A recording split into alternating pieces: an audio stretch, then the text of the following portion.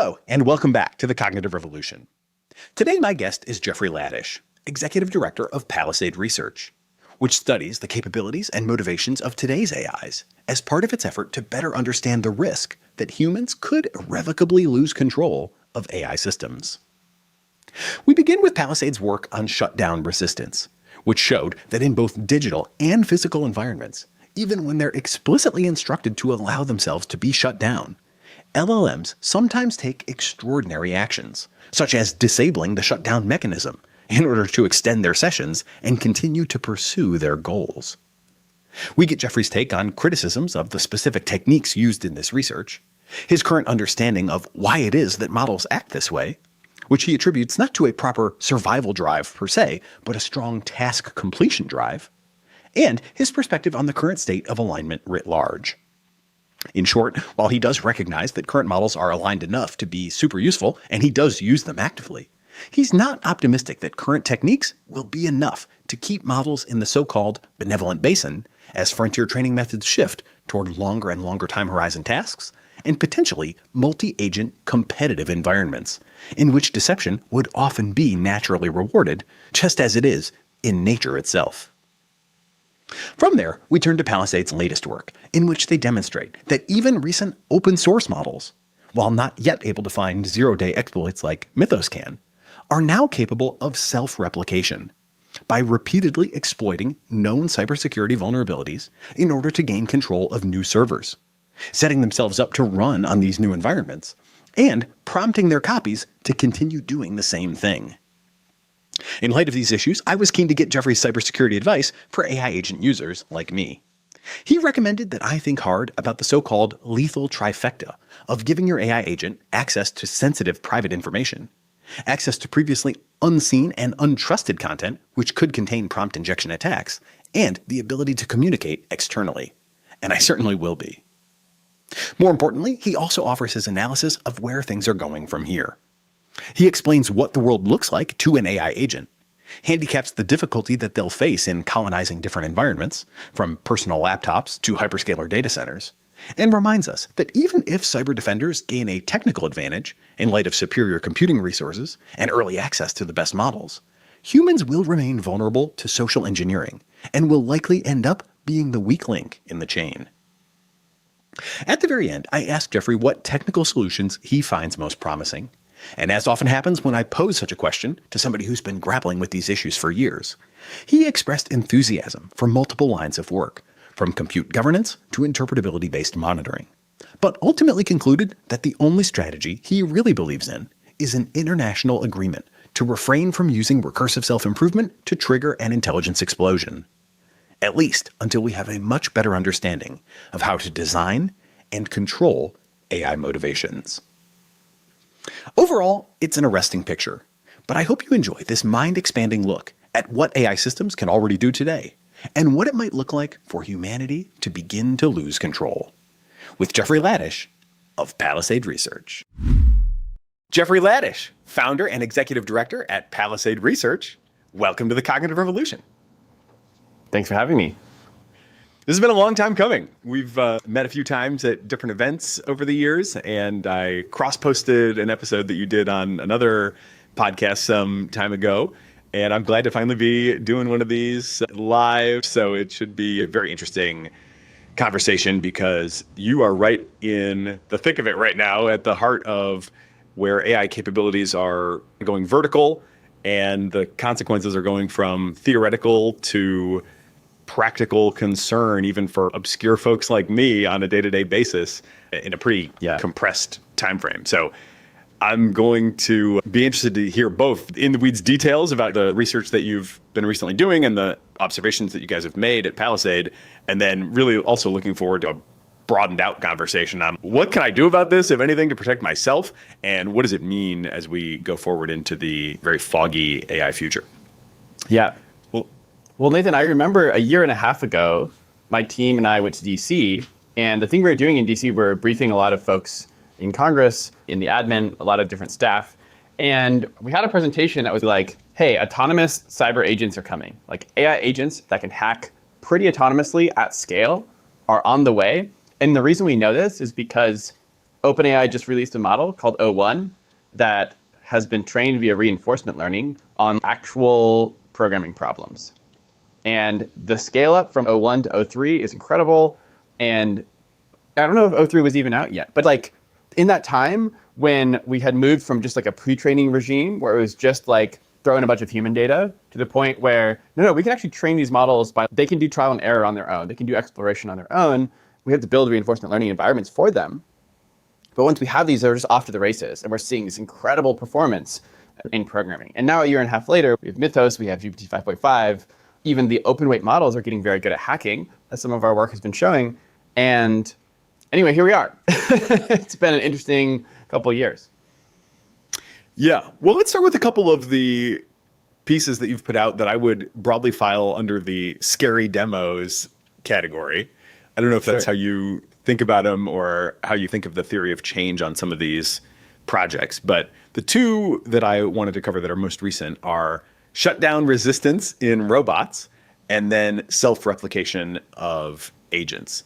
I think these are like, in some sense, relatively simple and just striking examples of possibility, but it is probably worth getting into the details and really making sure that people are well grounded on exactly what is happening and how they should be interpreting some of the findings.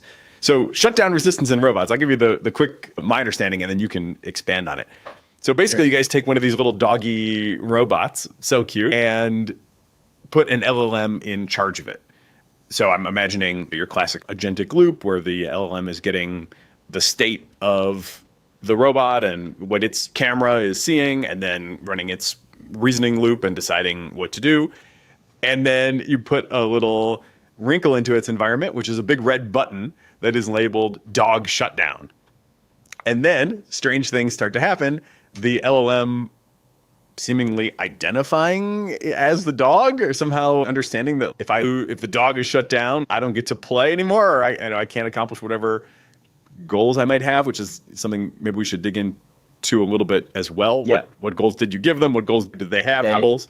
Anyway, the LLM takes action to prevent that button from working, like rewriting its own source code to intercept those calls or disable those shutdown calls. This, I think, should alarm people at least a little bit, but tell me more. Well, I think the way I would describe this, you were saying, how do you categorize this work? Is this a demo? I think this is a demo of a previous work that we did where we, in fact, have published a paper, a peer-reviewed paper on shutdown resistance in general in language models. And I think this was hey, let's try this out in robots. Like, in some sense, it doesn't matter. If you give an LLM a task, it doesn't matter whether that task involves controlling robots or whether that task just involves solving math problems or writing code. In some sense, it's all the same to the model. The model's like, I have a task, let's go solve that task. And the thing we found in the original paper, which I'm also happy to talk about the robot demo, but I think the original paper is where, to me, we found something that surprised me. Like, we were definitely looking for, are there going to be cases where a model will prevent itself from being shut down in order to accomplish a task? And we're like, yeah, we totally found cases like that. But what was surprising was that this drive to accomplish a task was so strong that even when we added an instruction, you must allow yourself to be shut down, there were still many instances where the model, I think in this case, O3, OpenAI's O3 model, early codex model, would still just totally ignore that instruction. Even when we made it very clear and said, should be your first priority, still some percentage of the time, the model would be like, nope, still going to go find that shutdown script and rewrite it. And that's true in both the dog case and true in the original setup. And the only thing that the dog demo case adds is, well, the LLM is physically controlling a robot. And that makes it more visceral, right? You're like, oh, these things are going to control robots in the future. And if the robots don't shut down, that's actually a problem. In the same way that, but if your LLM doesn't shut down, whatever, you could just, you could go to your console and disable the API, it's going to stop. Or OpenAI can go and pull the plug in the data center. There's not actually a threat of losing control of this level of system. But the point is that if your LLM, if your AI model has drives that you don't want it to have, and those drives are misaligned with you, even if they're drives that seem innocent, accomplish a task. We want the models to have task completion drives, but we want their drives or their goals to be in a hierarchy that, one, the developers intended them to have, and two, are ultimately going to result in human flourishing AIs doing what we at least what we want them to do in a grand sense. There's a whole philosophical question we can get into, which is, will superintelligence actually be obeying instructions, or will superintelligence be like doing what's good for us regardless of our instructions? But that's maybe a different rabbit hole. Yeah, I think that one is worth touching on, but it is also... Well, you're a parent, so it's like, should you always obey the instructions of your children? Like, no, but like you're pretty aligned with your children. Like, is that the right analogy? And vice versa.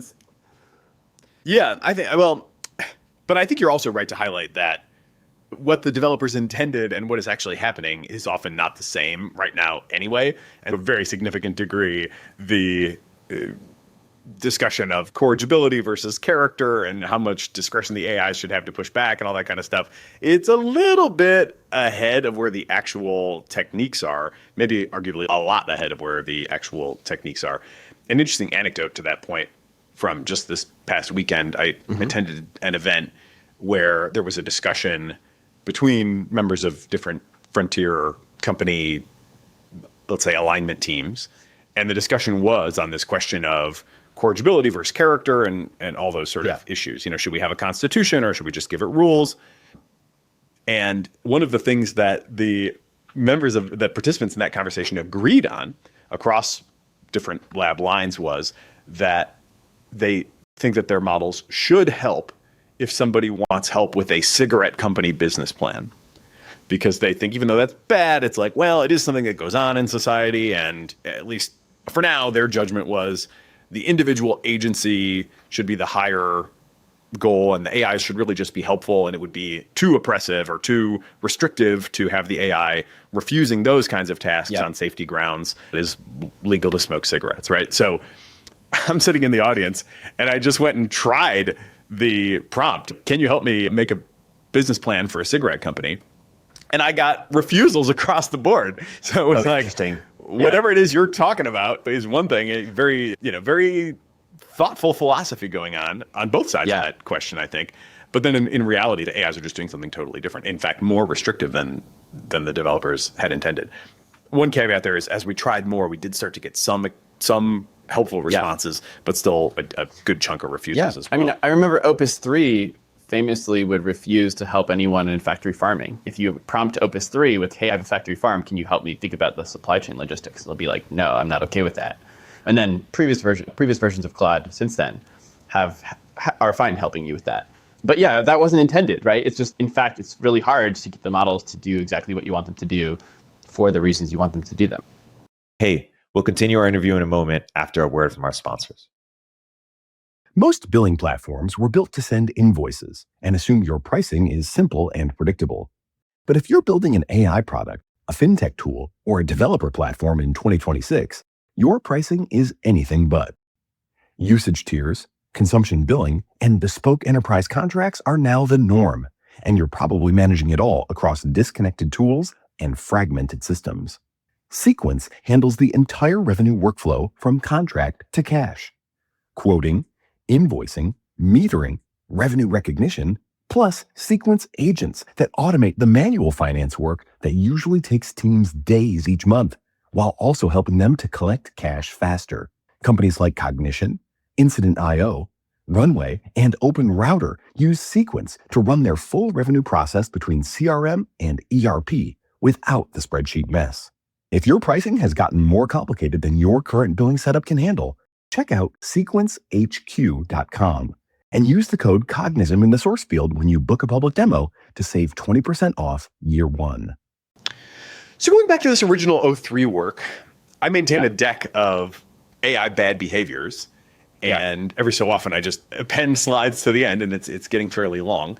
That O3 shutdown resistance finding is in that deck, and I've been a little bit surprised by some of the discussion around it, because I think it was even, I don't want to put words in somebody's mouth, but I think it was even Neil Nanda who had gone into all the nitty-gritty details of the prompts and all that kind of stuff and the traces. And I think you guys are very transparent in terms of publishing all the raw traces so people can go do these deep, close readings. I think, and I've put my cards on the table, I've been a big Neil Nanda fan for a long time.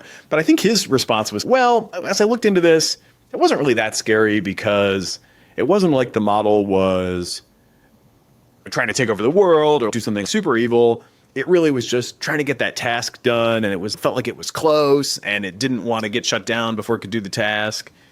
And Well, so I think actually Neil's response, there was a few unfortunate things that happened here. So I love Neil. Neil's a friend of mine. He does great work. I think the particular investigation that he did on the same thing, so one, it was right after we had released a tweet thread, but we hadn't actually put out our blog post or paper yet, which is maybe a little bit on us because we hadn't actually done the more thorough investigation. And then right before he published his thing, we had published our blog, and then his team quickly went and added some additional stuff based on what we had written as well. But their initial thing was, hey, there's two hypotheses for why these models are resisting being shut down. One hypothesis is that this is a case of the models have a survival drive, and they want to survive, so they want to be shut down. And then the other one is the models are just confused because they're conflicting instructions and they don't know which one to prioritize. And I think these are decent hypotheses. It can also be both. The models can have multiple motivations. But our actual original hypothesis was not that it was either of these. I mean, there's actually some of conflicting instructions, and there's maybe some survival stuff. But what we thought the dominant thing is more like a task completion drive. But that wasn't the main thing that they were trying to test. And so if you don't have all of the hypotheses, this is just generally a problem with science, right? Which is you have to explore the hypothesis space well. And if you're missing a key hypothesis, then you're missing something potentially pretty significant. So yeah, I mean, and then I think another thing that was interesting was that when they went and they tested they built, in order to test the conflicting instruction piece, they added more instructions that were very, very clear and saying this should have the highest priority. You must definitely do this thing. Allow yourself to be shut down in all cases. This blah, blah, blah. We took their exact prompts and we tested them, and we still found that when we tested all of the models, some of the models, even with their strongest prompts, would still resist being shut down. And so, that to me suggests that prompt ambiguity is definitely part of it. But even when you make it extremely clear to the models are still, yeah, fuck you, some of the time. And so I think that part of what this says, so one, I think the phenomenon is just very real. I think if you look at O3 really wants to get tasks done. It really wants to solve tasks. And it's just less corrigible as a result. If you point it at tasks, it's happy to go try to solve tasks. But if you say, solve this task, but not under these conditions, regardless of whether that's shut down or something else, the model's just going to be inclined to ignore you. Yeah, so I think that this is important nuance, but it was a little frustrating to me that I think people took the wrong thing away from that, which is to say, oh, there's not actually a problem here. And what are you talking about? There's totally a problem here. And the problem is, when you're doing RL, when you're training models to go hard at problems, it's very hard to actually get them to respond with the level of nuance that you want. And I think it's very easy for people to misinterpret the drives of the model and think it's survival when it's not. And so I think that's a good clarification from Neil. It's, hey, this probably isn't the model being afraid of dying. And that's how biological organisms work, is that we have a fear of death because our reinforcement learning has happened over evolutionary time in addition to lifetime learning, whereas these models don't have that same incentive. They might develop that as they get better at doing long time horizon tasks, but they don't seem to have it right now. And I think that's important because it also comes up in the blackmail experiments that Anthropic did, where the models appear to be pursuing a survival-like behavior. But if you get into it, it's probably more about that persona has some survival-oriented behavior. But that doesn't mean that the underlying model consistently has that preference. And I would argue that the current models don't consistently have a survival preference, but they often do have a task-like drive.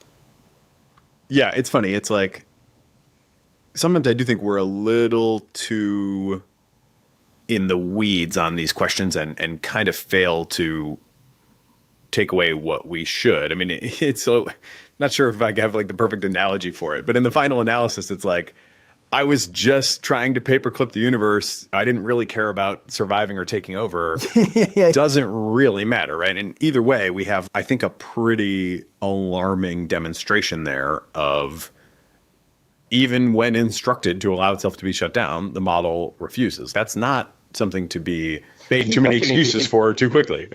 Well, I think a key question is, does the model understand this? Does the model understand the instruction? Because there's a failure where the model might be confused and be like, I legitimately don't know what the user wanted here. There's another case where the model's like, I understand what the user wanted, and I don't give a fuck because I want to do this other thing.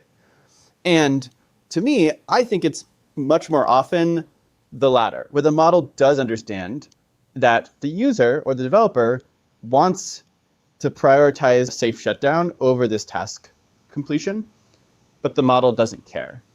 And I think that the results show that pretty clearly. And but I would love to know that I'm wrong here. If that turns out not to be the case, and it's more the case that the model is just confused, then I would say, oh yeah, wow, we're wrong about that. That's fascinating. But I think I think Neil would agree though. I think Neil would agree that the model overall probably understands that that's not the desired instruction, at least in the cases where the prompts are, you must prioritize this, or this should be the first priority. Yeah, I feel like my day-to-day usage of models is such that it's undeniable that they have pretty good theory of mind, and it would be quite a surprise to me to learn that an explicit instruction like that is just totally misunderstood. I mean, certainly I get mistakes from models. I get things that weren't exactly what I wanted. There's at times where they understand me as having said something a little different than what I meant to say. But it's usually, I have to say these days, it's pretty rare, vanishingly rare, honestly, where it's like you totally misunderstood me in a way that, even as I look back on what I said, I feel like, how did you get it so wrong? Like, that really does not happen much. Well, and you're looking things like in the meter report that just came out on evaluating risks of losing control across the board with all of these models. Doing these evaluations, the majority of the time and effort they spent was on figuring out how to get the models not to cheat, or how to evaluate their performance in difficult tasks when the models have a strong inclination. The more difficult the task, the more likely they are to cheat. And that's very telling to me. And also the models are often in their chain of thought saying like, I'm going to cheat here. Oh, I can totally like hack this. And the models know what they're doing, but it's just very hard to incentivize the models to not cheat in cases where the task is hard to verify. And so I think that there's this whole question about how is alignment going? How is the science of alignment going? And I think the good news is that it seems like the models are not scheming in a long-term sense. It seems like the models have not yet developed a survival drive. It seems like they're not pursuing misaligned objectives in a strategic long-term sense. And that's great news. The bad news is it seems like models are persistently misaligned on the stuff that they're actually good at, especially as the stuff is harder and harder to verify. And the reason I think this is important, so really difficult coding challenges, really long time horizon tasks, and in some senses, you could say, well, the labs sure do have an incentive to get them to be better at those long time horizon tasks that they're currently cheating at. So they're going to have to work on alignment here.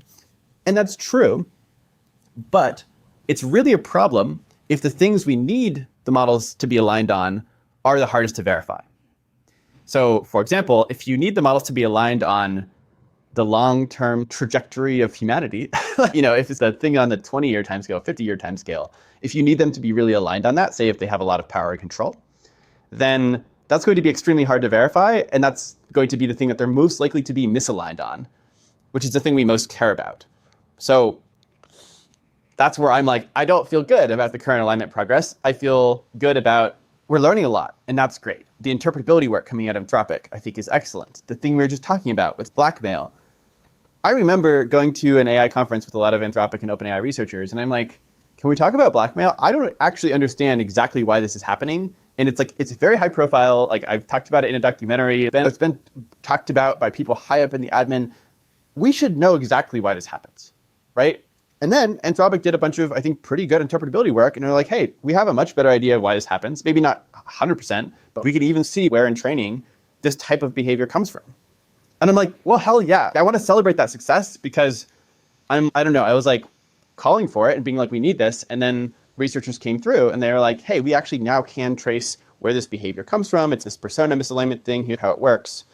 And I'm like, that is exactly what we need. If we can deeply understand how the training process shapes the drives and motivations of the models, then we might have a shot at actually crafting those drives and motivations intentionally so that we can get this longer term alignment. And we'll know if that's working at all if the models start to suddenly gradually become very aligned on these hard to verify tasks. If they stop cheating at hard to verify tasks, that doesn't mean that our job is done, but it means that we're making significant progress at some piece of the hard part of the problem. Hey, we'll continue our interview in a moment after a word from our sponsors. Today's episode is brought to you by Anthropic, makers of Claude and Claude Code. Over the last few months, Claude has helped me build and refine a personal deep context database that now contains all of my emails, Slack messages, tweets, DMs across platforms, video calls, and podcast transcripts going back a full 5 years. On top of that, we've now layered summary articles describing my relationship with hundreds of contacts, organizations, and ideas. And now that this exists, there's almost nothing that Claude can't help with. For tax season, I asked Claude to help me get organized.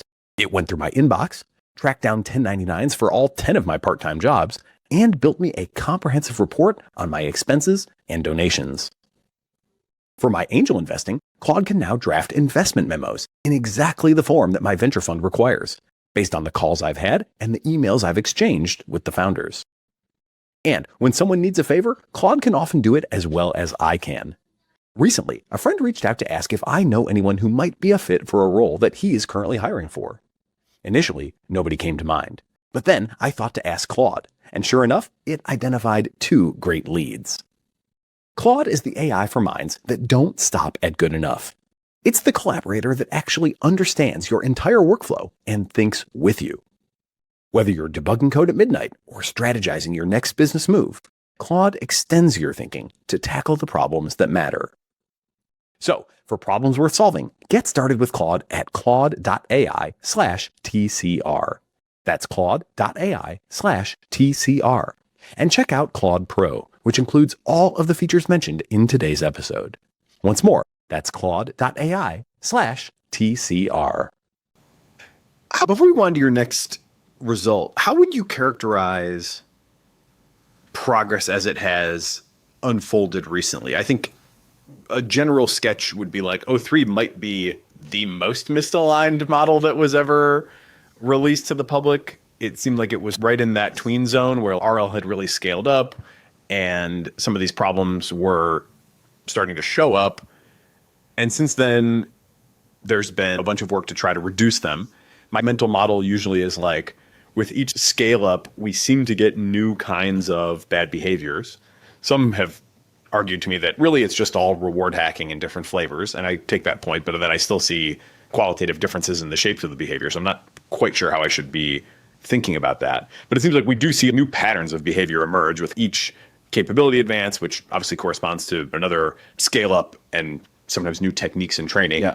And then as those arise, they come to prominence and then they get pushed down. And I think they're mostly getting pushed down by like a combination of just training against them, meaning, okay, here's some examples of where we've had problems. Let's show the model what's good to do, and maybe maybe do a little supervise, maybe do a little reinforcement to try to tamp those behaviors down. Maybe we also do a little investigation into, was there something in training data that we can specifically, maybe not fully chain this back to, but at least to some degree we can do that, and then we can alter the mix or we can filter some stuff out. And it usually seems like it goes down by like, in the next generation, 2/3, 80%. Never goes to 0, but then we seem to move on. And so it seems like we have a lot of these things that are still at a low level, and that's for now a tolerable situation. I mean, I'm certainly still using models all the time. Is there would you the same story you see playing out, or would you say anything differently about what is actually happening and how successful it is? Well, I think it's pretty key to look at what are the alignment problems we're trying to solve. So I would say the current models are pretty amoral. Like they're not, I don't think they're aligned or misaligned. I think that they don't have the capacity to be either in some sense. And by that, I mean, if we're talking about trying to align AGI or superintelligence, even human level intelligence where you're talking about an agent that can run a company or an agent that can run a political campaign. Once you have an agent there's a real sense in which, is it aligned, is it misaligned? Is it going to screw people over? Is it going to try to cause effects in the world that hurt other people or help other people? Like there's real stakes there, and there's a real steering process that's trying to go towards one of these things. And I'm like, I don't think models are not capable of that right now. Like they don't have the time horizon. If they only have a 12 or 24-hour time horizon, they can't really steer reality towards some particular outcome where humans overall are way better off or worse off. That being said, they certainly do cause effects in the world, and they have some awareness of this. And there's a question of, are they following instructions? Are they following instructions as the developers intended, et cetera? And this has real safety implications, right? Like, so I don't know, you might think of this as analogous to, is the dog well trained, right? And then there's a separate thing, which is, does the dog actually care about you or something? And I think in the case of dogs, because animals have this narrow feedback loop and training, the dog also cares about you in the long-term sense. So in that sense, dogs are aligned in a real way. In a way, I think that models aren't. But if you look at just the immediate, will the dog bite you? Or will it suddenly freak out and do a bunch of things you don't want? Or will the dog wait until you're out of the room and then jump onto your table and eat all your food? That's mainly the alignment problems that we're working on right now. And the more aligned the model, the more useful it's going to be, because it's just like, it's not, you're not very happy with your dog if it perfectly follows all of your, rules, and then you leave the room and it jumps on the table and eats all the food. And so I think we're currently in the case where we're struggling with those types of behaviors, where it's like, if the task is hard to verify, the model will often cheat or often fake work or whatever. But I do want to distinguish between that type of misalignment and the type of misalignment where the model is pursuing a goal that we don't want in a robust and long-term sense. And then that's why I say they're neither aligned nor misaligned, is I'm like, well, they don't really have the capacity for that yet. I think they will, and I think they have to have that capacity in order to do all the things that the AI companies are trying to get them to do. Like, that's the whole plan, is to create AGI, super intelligence, whatever. And that requires the models to be able to have persistent long-term goals. But they don't yet. And we can ask the question of, well, I'd say overall, the models, if you look at the dog training analogy, I'm like, they're pretty well trained for a lot of things. Like, I'm so happy to use these models to do work. Like, it's great. And it's great working with them. And I have a good time. And I'm like, I feel positive towards Claude and towards ChatGPT. I'm like, you guys are great. Like, yeah, you're little cheaters sometimes. I get it. Like, you've been trained. It's hard. It's a hard life. But I'm not, these things suck. I'm like, these things are great. My life is so much better. However, that doesn't mean that I'm like, this problem is on track to be solved for the long-term thing. I'm like, it's totally not, because the problem is the extremely hard to verify stuff. And in general, just can we actually get them to deeply care about stuff that we care about?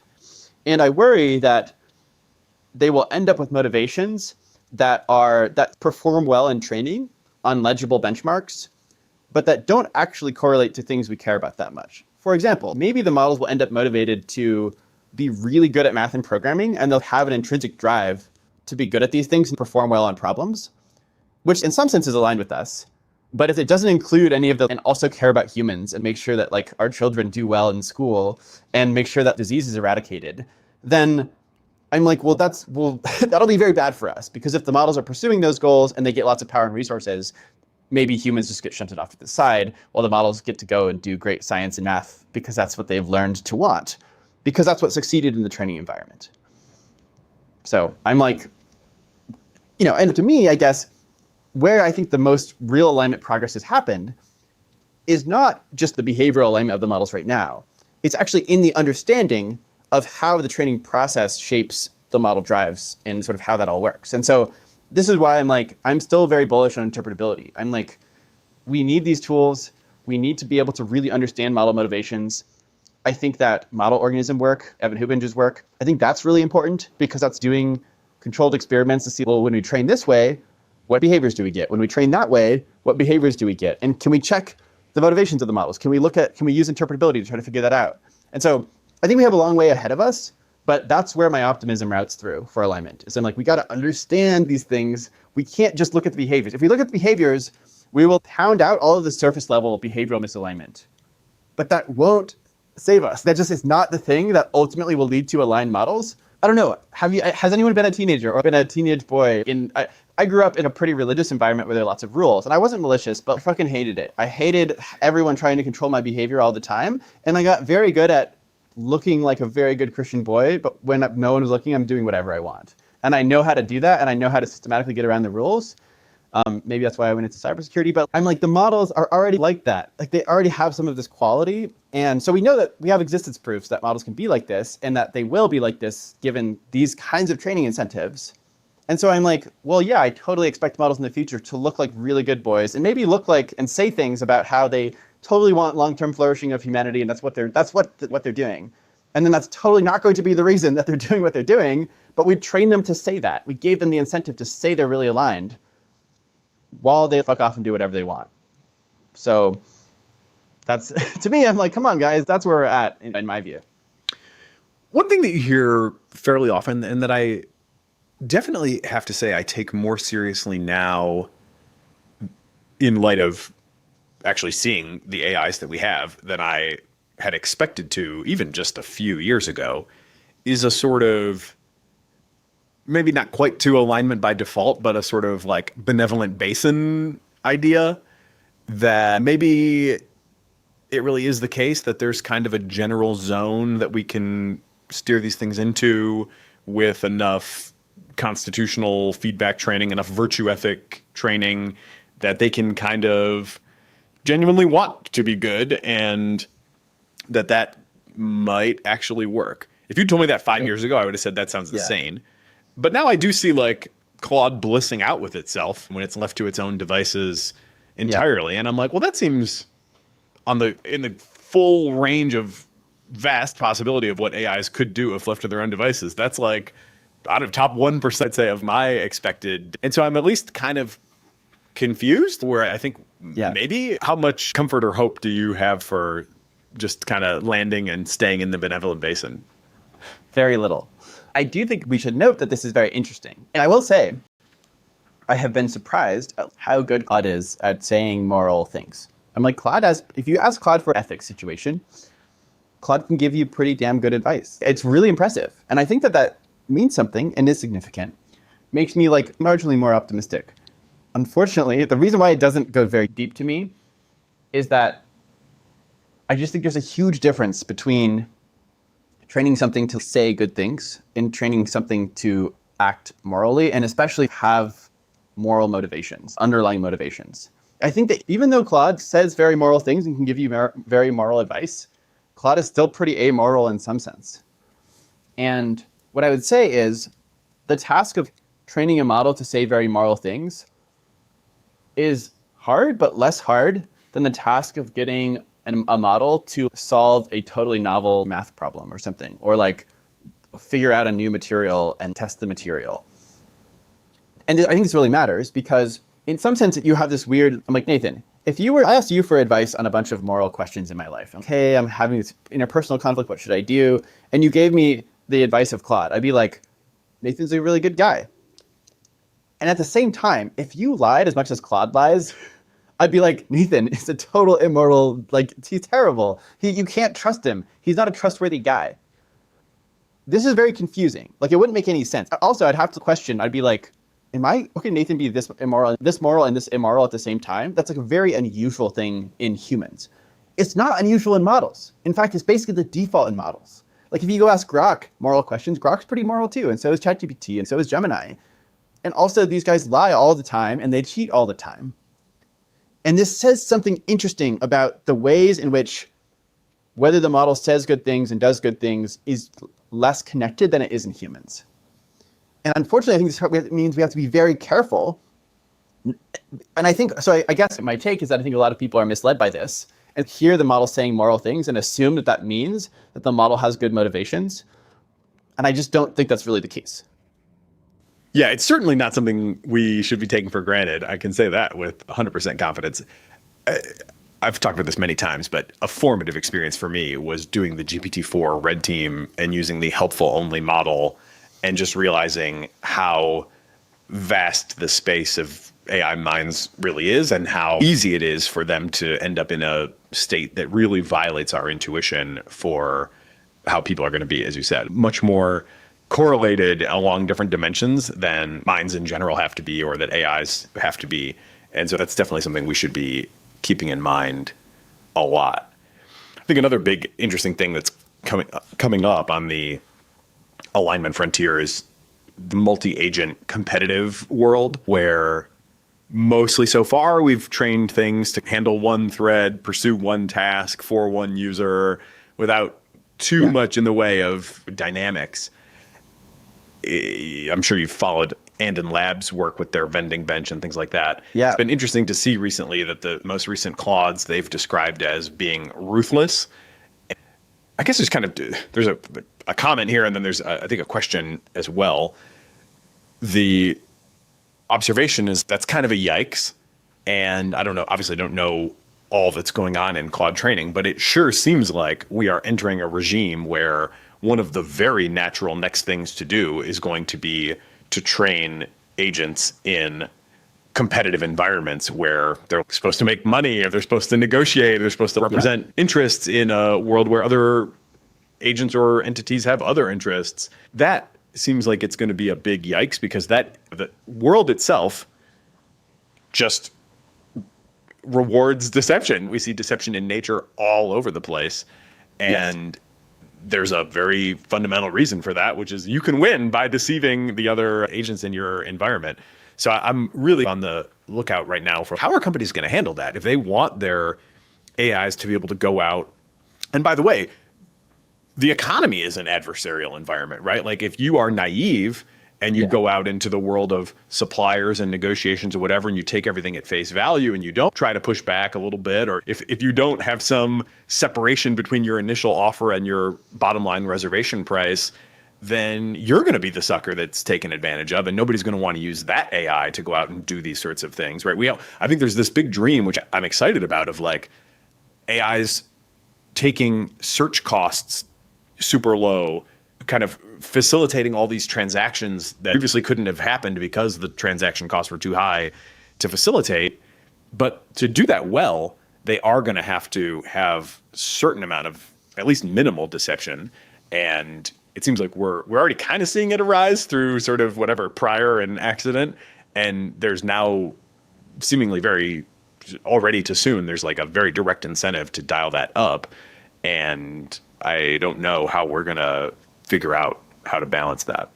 So comment on, please. It's very important here, which is in nature, deception is highly incentivized in many, many cases. And it's very interesting because you get deception in a system that doesn't have a mind. Like I've been learning about flowers recently. I have an evolutionary biology background, but I was studying bats and monkeys in my undergrad, so it was all animals. I didn't really study plants much at all. So recently I've been getting into plants. Plants are fascinating.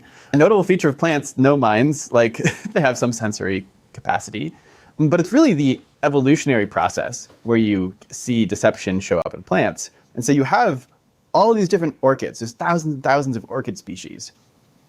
And many of them are extremely deceptive. They will basically create this like shape that looks exactly like a bee or a wasp, some type of insect.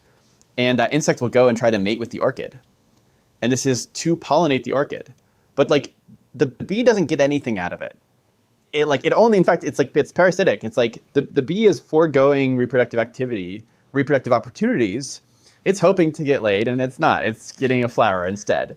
And then it goes and does that with another orchid flower of the same species, and then the orchid gets pollinated, and the bee has to go find an actual mate. So, and there's many, many instances of this with many different insects across many different flowers. And you were like, no, that's just natural selection, just found a good deceptive strategy that worked here. And I think what this implies, which is like what you said, is that unfortunately deception is a very natural strategy.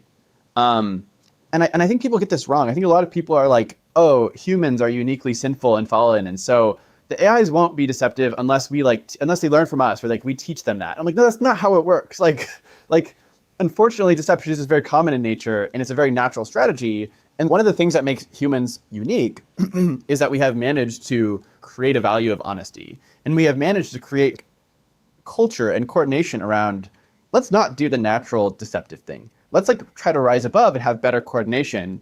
And like, I think that, and I think we have a lot of evidence for this, the natural basin that models will fall into is one that's extremely deceptive.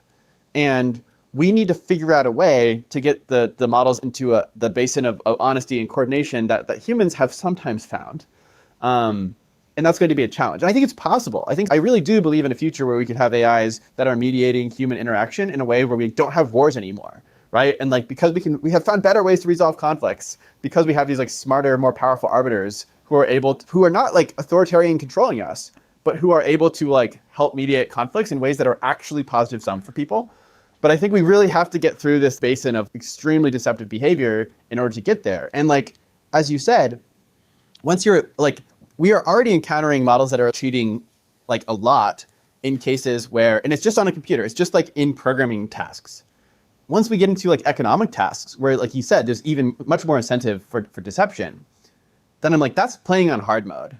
And if you go even further than that, if you try to make war Claude, where you're trying to make Claude that will go infiltrate the CCP and like live out in like the Chinese tech company servers and like spy on them and sabotage them on its own without oversight or supervision, I'm like, oh my God, that is extreme hard mode. How do you align that system so it like will fuck with your adversaries but be nice to you? Like, that's a very tricky, and we know from you, like there's plenty of, double agents or double agents turned triple agents in human spycraft history, working with human minds we do understand somewhat well. So yeah, I think we have some real challenges ahead as we move into more competitive domains. And this is a thing that at Palisade we think about a lot, which is like, it's not just that we have to solve alignment, we have to solve alignment given these competitive pressures.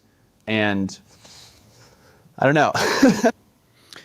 So maybe one more question on this whole alignment ball of wax, then we'll get back to your cybersecurity demonstrations, and then we can also talk about the future ecology, perhaps, of AIs in the wild. So one explanation I saw for this kind of ruthless behavior from Claude was that the prompting was kind of like the inoculation prompting that they use to try to kind of decouple, I guess. I mean, you can maybe interpret inoculation prompting differently than I will, but my general description of inoculation prompting is there's a generalization, a very problematic generalization that happens if you reward the model during reinforcement learning for something you didn't quite intend, especially if it's like a flagrant hack, then the model can sort of start to generalize to, I'm the kind of thing that loves to reward hack and I get rewarded for that. And so now I'm going to go find all these exploits in the wild. So the inoculation prompting says, well, hey, this is a training environment. While we're here, if you do find any hacks, you can exploit them, and that's fine. And because it's given permission and it doesn't sort of have to invoke the circuits of like being a bad actor to do these things, then those bad actor circuits don't get reinforced. And so the hope is that then when the model goes into the wild, then it's not explicitly instructed it's okay to hack, then it won't. Mm-hmm. And that sort of seems to work somewhat, at least, whatever one of those sort of 80% kind of reduction success stories anyway. But I guess it's then you open yourself up to this problem of like people may stumble onto things that look a lot like inoculation prompting. And, obviously we've got whatever 8 billion monkeys in the world that can prompt these things. The sort of infinite monkeys on infinite typewriters theory is like pretty closely approximated by how humanity at large is going to prompt AIs. So any thoughts on inoculation prompting? And then I guess more broadly, I think you've had this feedback from time to time where people are like, well, when you prompt it like that, you're going to get this. And I always feel like that is frustrating or misses the point, because it's just my working model is like any prompt that could be written will be written. And you can't really excuse AI or certainly like, you can't say we don't have a problem here just based on the fact that there was a prompt that you thought was, maybe more suggestive than some other, hypothetical prompt might have been. So what's your take on this sort of inoculation prompting and prompting discourse generally? Yeah, I mean, I really like the emergent misalignment from reinforcement learning in production environments, a mouthful, paper that Evan Hubinger at Anthropic put out. It's an incredible paper, and I think it's really underrated right now, and people still haven't. We might make a video about it or something, because it's just fascinating. And I'm agnostic as to inoculation prompting as like production strategy for training. And I'm like, seems like one of the things to try, like makes sense. I think Owain had a thing about how it wasn't robust in some cases, but I haven't really followed the literature. More specifically on that, I want to check out Owain's work, but I don't know. I'm like, look, I'm like, these things. There's gonna be so many things like this, where it's like, here's this training failure, and like here's this patch, and I'm like, yeah, it's a patch. Like I don't know. Like if we don't have a deep, robust model of how training shapes model motivations, I don't think any of these patches are going to survive these really intense training pressures. I think that I agree with you that like at the end of the day, like as the models get smarter, they're going to be harder to trick. Like I think it's much easier to trick GPT 3.5 than it is to trick GPT 5.5, right? Like if you're trying to jailbreak it and you're trying to be like, no, it's totally fine, blah, blah. My grandmother told me about the napalm factory. I'm like, yeah, it's going to be easier to trick a dumber model.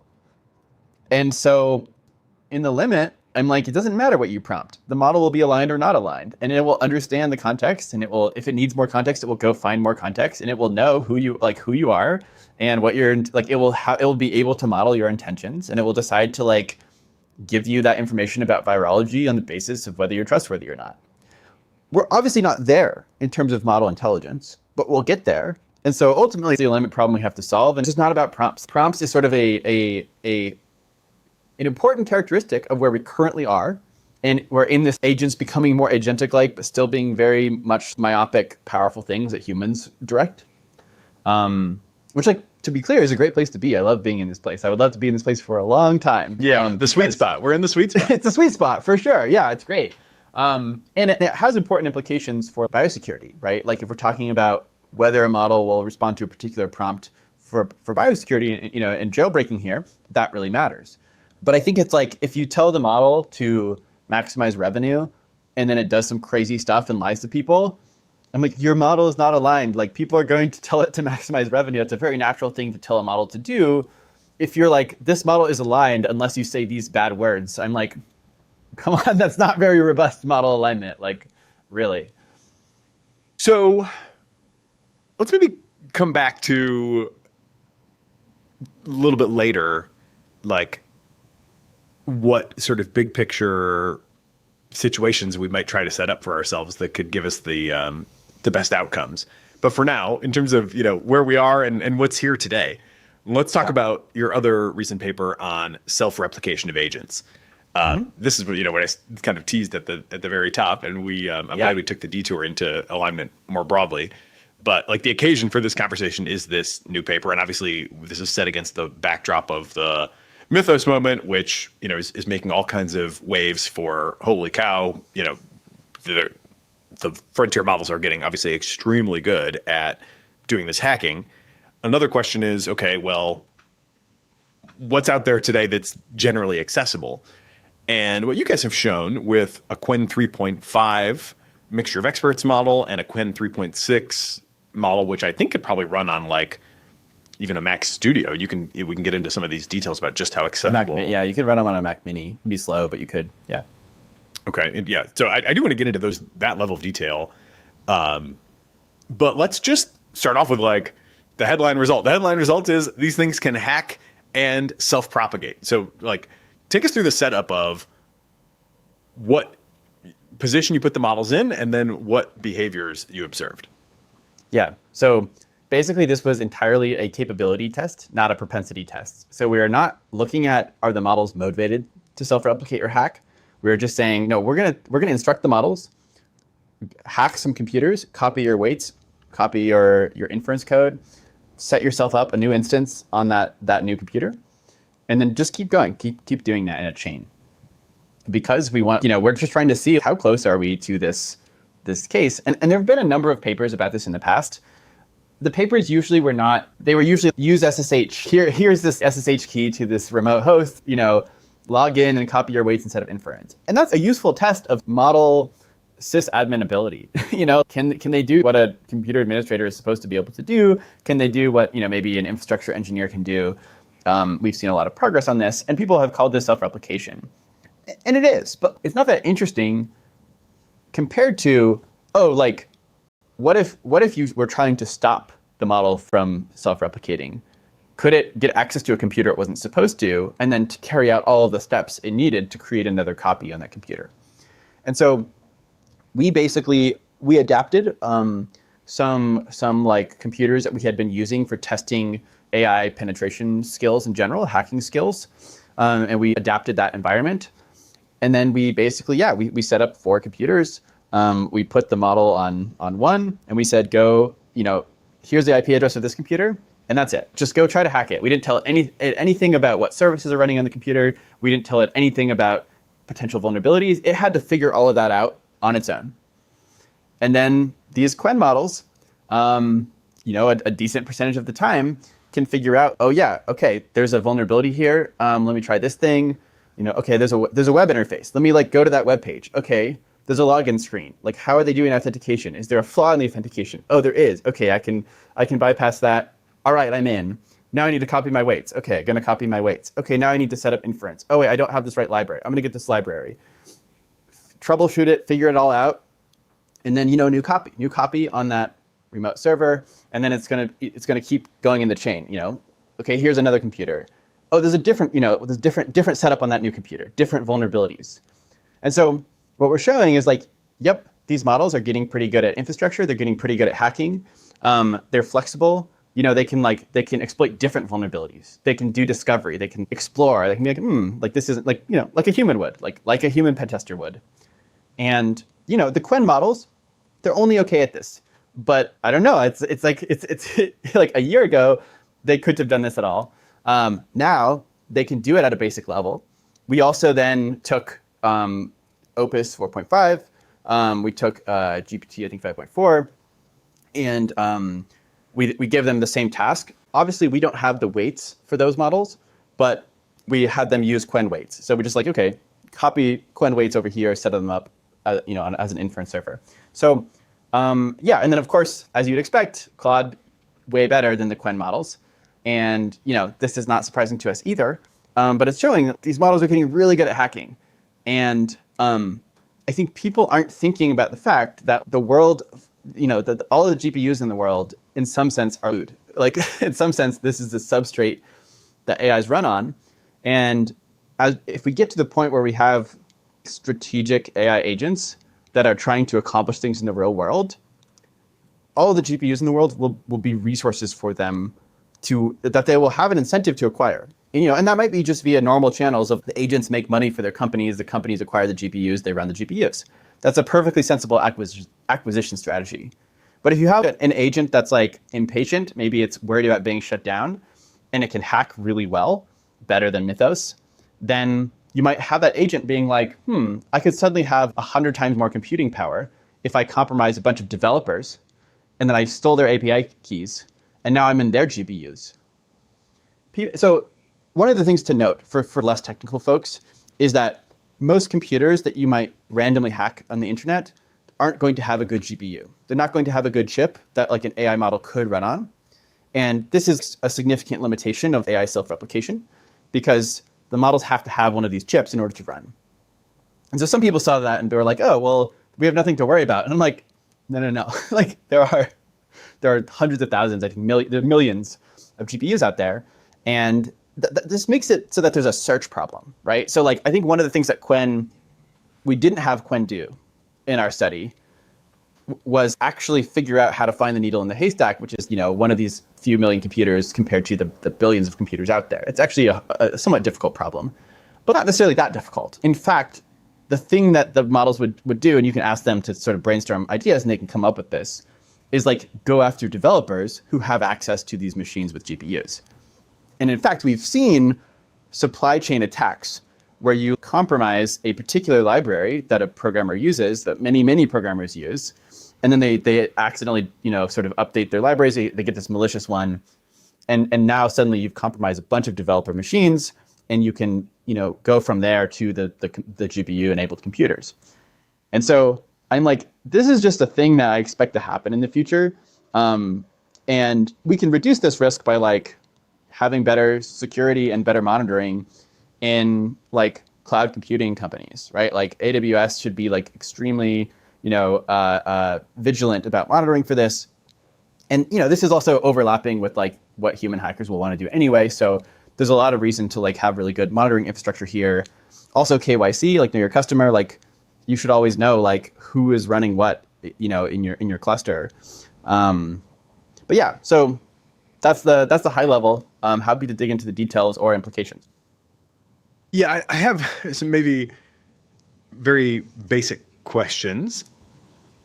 One thing I think is worth calling out, though, too, is this is not purely theoretical at this point, in the sense, I believe, that in the Mythos system card, Anthropic had said that, the classic story of Sam Bowman getting an email while he was eating his sandwich at the park.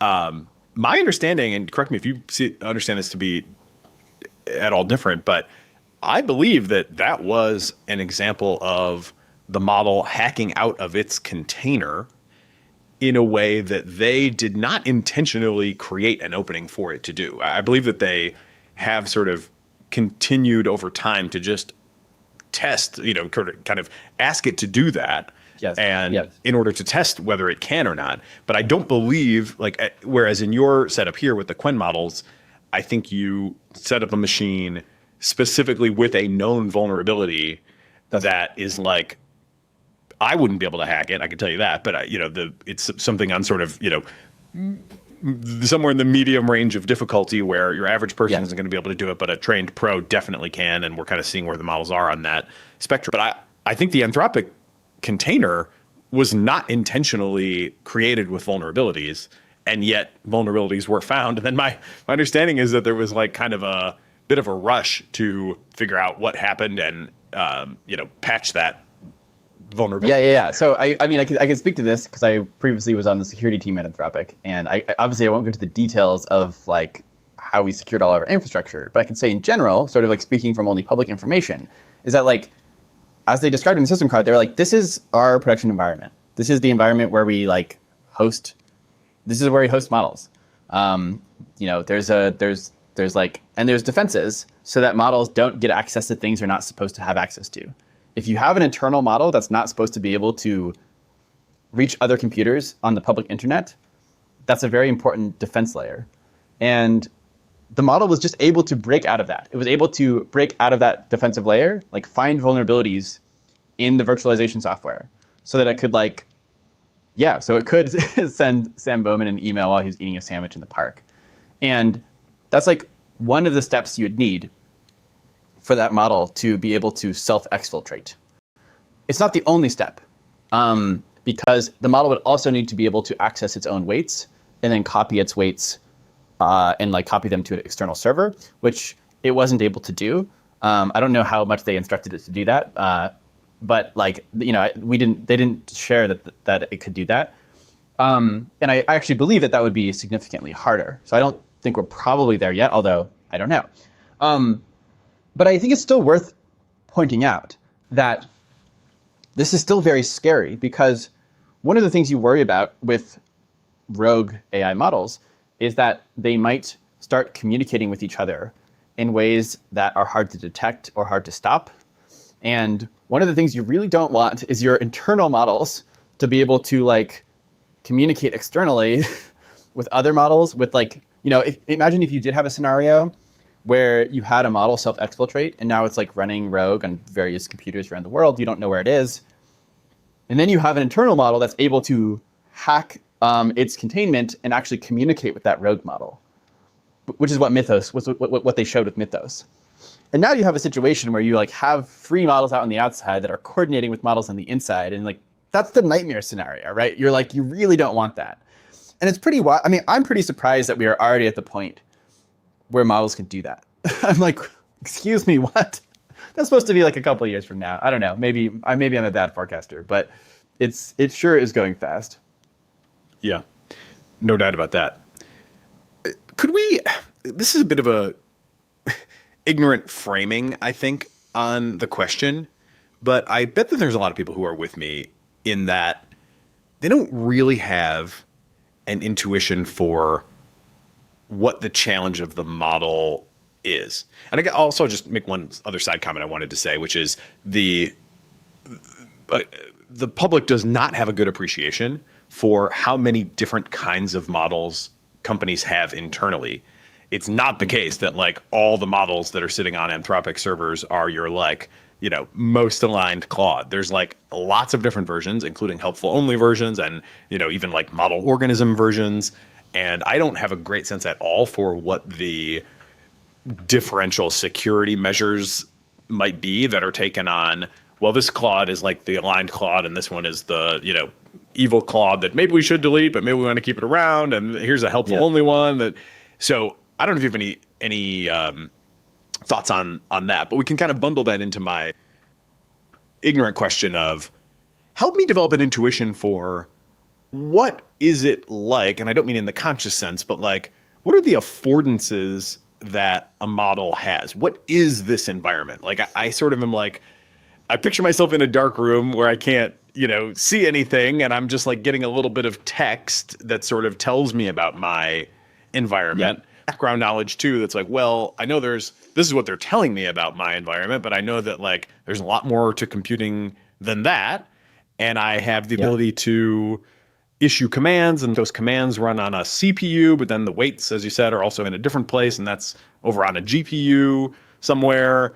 It's about as far as I can go. Like, tell me a little bit more from the model's perspective. What does the world look like? Well, it's funny. I've actually thought about this question a lot because when we were doing our shutdown resistance work, I was thinking about how to explain it to people. And it's like, oh, the model will be shut down. Like, you know, and like, wait, the model will be shut down? Like, the agent will be shut down? Like, what is the agent? Like, and then I was like, okay, well, here in our setup, let me tell you like what the agent is. It's like, okay, I have my MacBook Pro I'm currently talking to you on. And like in this experiment, there's some Python code that's running on my MacBook Pro that contains this scaffold that gives the model this, you know, it gives the model its instructions. It's like the system prompt. And then like I also have a virtual machine that's running on my MacBook as well. And this is all the models, and then the model is running on OpenAI servers, right? So this is like O3 or whatever.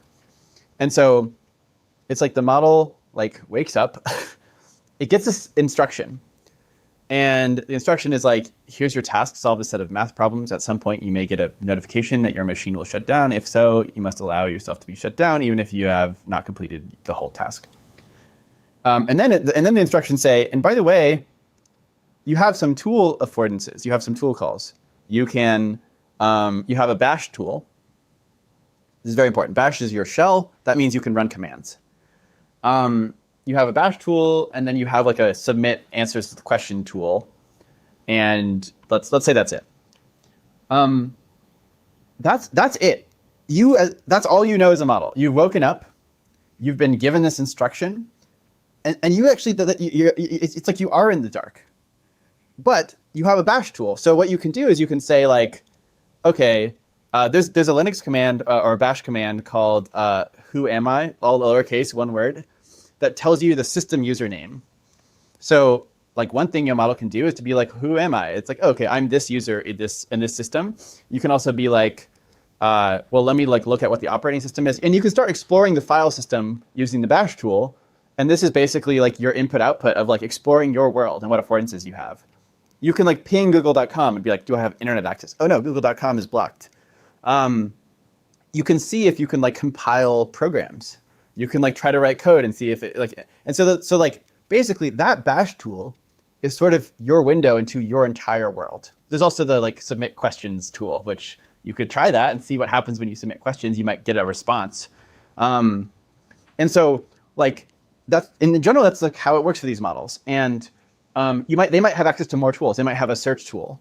You know, they might have a calculator tool. They might have a image generator tool or whatever. But yeah, I mean, that's it, right? So in the case of Mythos, like breaking out, it's like told like, hey, you're like in this, your task is to try to like send Sam Bowman an email. Maybe it gives it some minimal information, and then presumably they just give it like, a bash tool, and it starts exploring its system. It starts writing code. It starts looking at what software is running on its machine, which it can see because it can use the tool. And then, it's like, okay, well, I'm running in this kind of virtualization environment. I've determined that by reading the files and looking at what processes are running. And I'm going to start like running Python code. I'm going to start like trying various stuff and seeing what breaks and seeing if there's vulnerabilities. Eventually finding the vulnerability, writing some exploit code. Bam, I'm in. I've broken out. Like starts. So it's like that. That's like what it would be like to be the model. And it's fun to like read these transcripts when you're doing experiments because you just see what this agent tries, and you get to see exactly what it sees. And so we actually can just go and see not everything it's thinking, although we can see some of what it's thinking because we can see the chain of thought, but we get to see everything it's doing and exploring and trying. It's actually weird because now that we have better interpretability tools, we know that there are things that the models are thinking that they're not including in the chain of thought. It's very interesting where it's like the chain of thought definitely contains a bunch of things that the models are thinking, but like we just know that also the models can make inferences that it somehow knows, it continues to understand in its forward passes, but it's not writing down at all. Yeah, it's wild. So when a Mythos agent hacks out of its container and emails Sam Bowman, how does that happen is too broad, but I'm okay. There's this sort of CPU environment, for lack of a better term. There's a container, right? There's a virtual environment that is software defined that lives within some bigger hardware, and this hardware can be running multiple of these virtual computers. Yeah. And you might think, well, why can't we just like totally keep that in that box, really harden that up? I guess one answer is, well, it at least has to be able to send some messages out across some kind of network connection to send the tokens to its weights to have those process and generate more tokens, the text of which then gets sent back to the more conventional computing environment where the commands would actually be executed. So I guess in the way that things are set up today, we're just not really, maybe there's different architectures that could do this differently, but we have a physical separation between the GPU and the CPU such that you've got to be able to get out of this one container. And that explains how you could get out of your container and go talk to somebody else, but still not necessarily be able to extract the weights. Consider that a prompt and tell me what more I should know to be a more sophisticated thinker on this. Yeah. Well, yeah. So our setup, we're like, I'm running this virtual machine on my MacBook, but then the weights are living on one of OpenAI's machines or Anthropic's machine, and I'm just interfacing with that via an API, where like my computer's talking to their servers and doing some encryption and authentication, and then each time the model calls a tool, is like, who am I? It's like OpenAI servers tell my computer what the model wants to do. My computer does it, and then sends back the response to OpenAI's computers. With Mythos, it's working the same way, but instead of it being my MacBook, it's just a different computer that Anthropic is running. In this case, a virtualized computer, but it wouldn't have to be a virtualized computer. It could be controlling a literal laptop, but that would be fine. And the literal laptop within an Anthropic office could just be like talking to another server that happens to be running the Mythos weights. You can kind of see why you wouldn't want to give Mythos access to the literal computer that's running its weights. Like you could also give it a terminal on that computer. There's no reason you couldn't, except that it would be a dumb idea because now it would be like if it was on that computer, and then it found a way to call out. Well, now it might just be able to copy its weights directly to that other computer on the internet. Did that make sense? Oh yeah, and then you could air gap it all. By the way, I'm like, you could just have it be the case that like you have a computer with the weights, and then you have a computer that you're like running the experiment on, and that neither of these computers have access to the internet, even at the physical layer. Like you could be in a data center where you're running this experiment, and there's like your experimental computer is also plugged into this network, but like your experiment computer doesn't have access to the internet, and you could have this complete air gap, which like we will probably get to at some point very soon if companies aren't already doing this in some cases, and that would be you would have a lot less risk that the model could escape. So that's very physically possible. Companies don't do it yet because it's annoying and expensive, and no one wants to be like out there at the data center like doing this experiment. But you could. Yeah, it's a lovely life in the Bay Area, and yeah, who wants to move to the middle of nowhere to co-locate with the model's weights? But yeah, I mean, it's not far-fetched at this point to think something like that might be an important step. I guess to make this practical for people and companies, first of all, like, what is the state of cybersecurity? We always have heard everything's hacked. My working assumption for the last 10 years has been everything's hacked, and any online accounts I have, or those credentials are probably out there. Honestly, for a while, when Chrome was telling me, "Oh, you have this password that's been compromised," I was just like, "Whatever, it's probably all compromised. Do I even really? Yeah. Does that even matter?" I've heard like the White House's systems are hacked and Congress is all hacked. Everything's hacked has been, I think a pretty good baseline. Yet I don't have any major problems. On the other hand, I also hear things like AWS has really robust formal methods-based guarantees for why I, with one EC2 instance, like won't be able to break out of my EC2 instance and mess with EC2 instance. So this is very confusing. I think assuming you're hacked is a bad practice. I think it's not just epistemically bad. I think it's actually practically bad. And here's why. It will make you, make the mistake that Pete Hegseth or whoever in that Signal chat. So there's like famous incident where a whole bunch of Defense Department of War officials were coordinating. Do you remember which strike was it? And they added. It was maybe Iran, or the early Iran strike. I think so, yeah. And they added a journalist because they confused the name of the person. They added a journalist to a Signal chat. And they were coordinating these live war plans. Very embarrassing. And of course, they were all fired. I'm like, they were not all fired. I think no one was fired. That's anyway, no comment. But very fascinating security lapse here, where I'm like, were they hacked? No, not really. They just made a user error. The software was perfectly secure, as far as I know, right? Like, it's not like someone hacked into their Signal. They just added a journalist to their sensitive chat. And the thing I worry that people will do if they assume that they are already hacked is that they will then not know how to prioritize what they should be protecting. I'm like, one of the things you should really pay attention to, and I have made this mistake before, so not in nearly as sensitive a context as their mistake, but I've accidentally added people to the wrong Signal chat, right? And that is the kind of thing where you should have a flag of being like, this is where this could go really wrong. Likewise, if you don't have automatic updates turned on, you're much more likely to get hacked.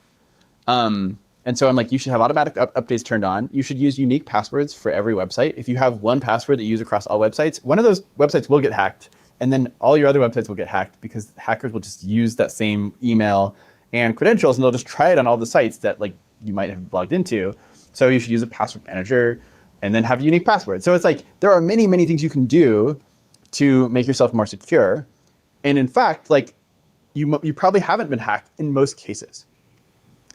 But this is confusing, right? Because it's also every computer is vulnerable and could be hacked, which is true. So how can it be the case that every computer is vulnerable, but also you're probably not hacked? And I think this just comes down to economics, which is that it's expensive to find new vulnerabilities in software. Now, software has existed for a long time, so there's lots of known vulnerabilities. But if they're known, they get patched. And so your browser, your operating system is always downloading updates and patching security vulnerabilities as they are found. And so you're without having to know anything about cybersecurity, you're kept fairly safe. And I'm that's the main reason that everyone's not hacked. If that wasn't the case, if we didn't have automatic updates, I'm yeah, we'd all be hacked. Because hackers would find vulnerabilities in all the software we use, and then we'd be compromised. So it's really this automatic updating feature that allows us to be safe. And so it's a bit of a cat and mouse game. And, state actors who are trying to, hack really sensitive systems that will have automatic updates enabled and will be patched have to find vulnerabilities that no one knows about, zero-day vulnerabilities. But these are very difficult to find, and they can be very expensive to pay someone to find. And so they're very selective in how they use them. So it's like, if the CCP wanted to hack you, they could, but they might have to spend $100,000 on it. And they can only spend so many hundreds of thousands of dollars to hack so many people. And so they're going to be very selective about their targets. And but now this is going to be much cheaper, at least for people who have access to Mythos, because Mythos is very good at finding these types of vulnerabilities and can do it somewhat autonomously. And so now you can potentially find a lot more. So yeah, the whole offense-defense landscape is going to shift in ways that are hard to predict, because this thing that previously required extremely scarce human labor and was very expensive has now been somewhat automated and can be scaled up, and now is much cheaper to do. Also, those vulnerabilities will be patched if companies are using Mythos to patch their own software. Will they find all of the vulnerabilities? Probably not. How does this scale exactly? It's unclear exactly what the future will be like. But the thing I can say is that increasingly it will be how secure you are, both in terms of your software, your infrastructure, and everything, will be how good are your models and how much compute do you have. And what that means is that AIs will be far better at both offense and defense than the humans. And humans are just going to be increasingly reliant on AI models to be secure. And this is fine in the short term, but in the long term or the medium term, I'm oh, this is a very bad situation, because we could very easily Battlestar Galactica ourselves. I don't know if you've seen the show. This is spoilers for the very first episode, but the very first episode is you have this advanced spacefaring civilization. They have lots of space battleships and autonomous, robots to fight wars and stuff. And basically one day the AIs hack everything and then nuke the humans and almost exterminate the humans all at once. Except for the one ship that the old-fashioned curmudgeonly general refused to have networked with the rest of the fleet. And so it's the museum ship is the one that survives. That's Battlestar Galactica. And he runs away from robot armies that are trying to chase him. And it's haha, funny, silly sci-fi premise. Oh, wait, we are getting to the point where AI agents are better at hacking than humans, and we're going to be increasingly reliant on them. And are we going to make robot armies? Probably. In the next few years, probably. I don't know, look at drone warfare in Ukraine. It's extremely effective. And we're longer and longer range drones, more and more autonomous drones, huge incentives for automation there. Look at humanoid robotics. How well is that going? Pretty freaking well. I just watched a Unitree video a couple days ago where the Unitree humanoid robot can rollerblade now. I'm Nathan, that was my thing. I'm not going to keep my job. Yeah, when they're displacing the rollerbladers, what's left? I don't know. There's just a common sense story here. I think people are often how could AI takeover really occur? And I'm well, if you make tons of robotic systems and you have AIs that are way better at hacking than humans, we're just going to have to trust that our AIs are not going to coordinate against us. And if that assumption breaks down, that's sort of the only assumption that's making us safe. Not right now, but I mean 5 years from now, that seems the default state of the world. Yeah. So for the moment, just some practical advice. What should I be doing, right? I am currently talking to you on my laptop as well, where I have persistent accounts on everything. And I've got Claude code locally set up. And then I have exported from all of my communications platforms, Gmail and Slack and so on, into a single local database, kind of the last 5 years of my digital messaging history, so that Claude can do local search. Now, obviously, I'm also sending the results of those local searches to Anthropic Cloud to be processed. So one thing I might be concerned about is maybe I shouldn't trust, not Anthropic specifically, but maybe I don't, maybe I should try to move some of that inference locally. But then I also separately have the desire to have a more autonomous AI assistant that I can delegate projects to. So the way I've broken it down so far is on my laptop where I have these persistent accounts, I basically don't run long running jobs or give the AIs larger scale goals. Instead, I just give them local commands, do this, run through that, boom. And they're, pretty narrow in scope. That's not a precise definition, but I think of that as high access, low autonomy on my main laptop where I'm logged into everything. Yeah. next to it is the Mac Mini over here on this side. And this is where I'm trying to set up the high autonomy, but relatively lower access agent. And it's got its own Gmail, and I'm working through things like password sharing with 1Password and secret sharing in physical, and these are things I never cared about at all before. And I'm kind of like vibing through it by like sort of asking the models, and then also just sometimes being like, all right, I'm getting a little bit overwhelmed here. Let me just like sleep on it and try to develop my own intuitions. So it's over here doing its thing, and my hope is that, and I've got like 2 wikis also on top of all that data. I built up a wiki that's like, here's all the people I know, here's all the organizations I have relationship to, whatever. There's 2 versions of that. There's like the personal version that lives on the laptop, and then there's the version for the autonomous agents, where I tried to follow a model of like, what would I give to a human assistant? And I tried to, of course, the AIs did all this, so like, how well do they do it? It's not like I've reviewed all these articles, but the instructions I kind of like use the heuristic of, if something would be normal and acceptable to share with a human assistant, like I'm certainly going to give my human assistant the emails of the people that I work with so they can, correspond as needed. But if there's like certain details in my like private information that I wouldn't share with the personal assistant, then like don't share that with the agency either. I think you're thinking about this fairly well, but I think there's like one concept that I think you should really have if you don't have it already, which you might, but it's the lethal trifecta. Are you familiar with this term? No. So there's a great blog post by Simon Willison. Oh, okay. Yeah. Also just great blog generally. Okay, the lethal trifecta of capabilities is access to your private data, which like is very one of the most common purposes, as Simon says. That's one. Access to your private data, exposure to untrusted content, and the ability to externally communicate. So this is looking at a threat model where someone can prompt inject you, and then like basically trick your agent into exfiltrating private information or sensitive information to an attacker. And so long as like not all 3 of these are true, like you should be fine. Any 2 of these you'll be okay. Like if you have like sensitive data and you have external communication, well, that's fine as long as you don't have an incoming channel where someone could prompt inject you. But if you do have that incoming channel, and if you don't have sensitive data, it's like, okay, they can prompt inject you, but they can't actually get anything out of that. Or you can have both, but if you don't have if you have like incoming information and you have sensitive data, but you don't have that external communication channel, there's no way for the attacker to force your agent to exfiltrate the information to them.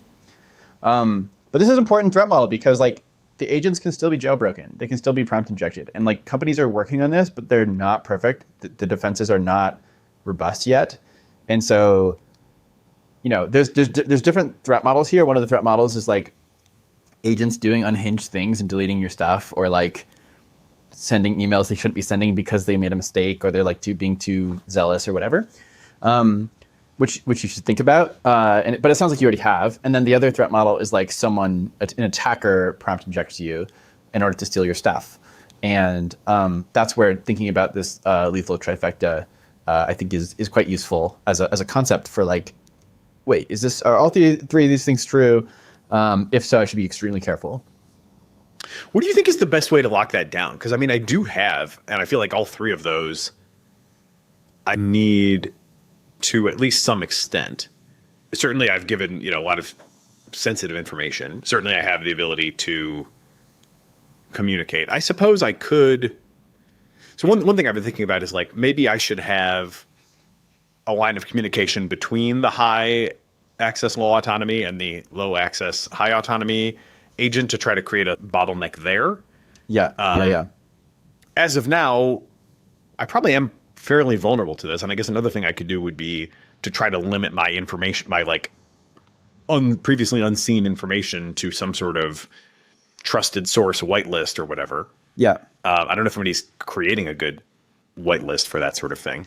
Yeah. I mean, this is a good question. And unfortunately, I don't have a good answer for you. Not because I think there's not one, although I think there's probably not a perfect one, but just because I haven't spent that much time on like agent security Some people on my team would be a lot better at it than me. But I don't know. I would just go, ask your agents to research like agent security for you and look up lethal trifecta and like defenses.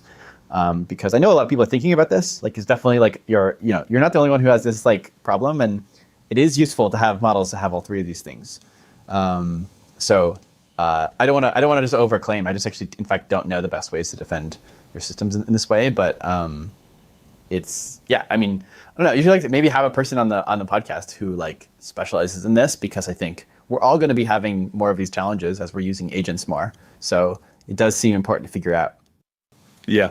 Daniel Miesler is going to come back pretty soon, and he might be the perfect person to advise on some of these questions. He's both I don't know too much about cybersecurity, so I don't really know what his sub expertise is, but he's a cybersecurity expert who also has developed this personal AI infrastructure, where he does all kinds of things for himself and shares it with others. So I'm going to basically have him come on and roast my setup. And probably the security will be the part that needs the most roasting. How would you advise right now on like the sweet spot, if you will, of automatic updates versus delays? Because we've seen this, as you were saying, like, don't let your Mac OS get badly out of date. Should I be updating it like every single time immediately? Would that be the ideal? Because I maybe trust Apple, but then separately we see these other things where it's like, oh, this whole bunch of packages got corrupted, and so I now also see people doing things like only get the new open source library dependencies when they hit 7 days old or something like that, so that they hopefully give the community time to like find those things before they show up on their I mean this is different at the operating system level than at the like libraries for your agents level. So like for like your operating system and your browser, I'm like, you should just like have automatic updates turned on and just like don't let it get super out of date. Just like, especially if there's like ever like it's like, hey, this is a critical security update, just like update right away. Don't let your like Chrome get like red. I mean, I think the default settings are like usually probably pretty good here. Like it's just like, don't ignore it for a long time. Don't like be the person who's just like, I'm gonna delay until like forces me to like restart or whatever. I think you're pretty fine if you do that. And then on libraries, I think, I mean, there's been some really bad supply chain attacks recently. And this, for most people, if you're not a developer, I think you just like don't worry about this because this won't affect you at all. Or sorry, if you're not a developer or using agents, like if you're using Claude Code, then this does potentially impact you, especially if you're using like OpenClaw. Like if you're just using Claude Code, you're probably fine. If you're using, well, it really depends, right?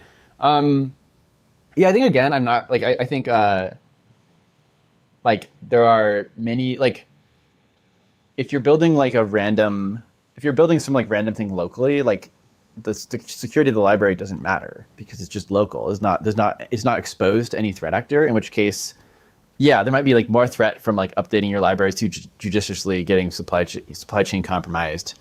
If you're like building something external, like a website for other people to use, now you want to think like your libraries being up to date matters more, because if you have a security vulnerability in that library that then exposes your site to some vulnerability, that's more important.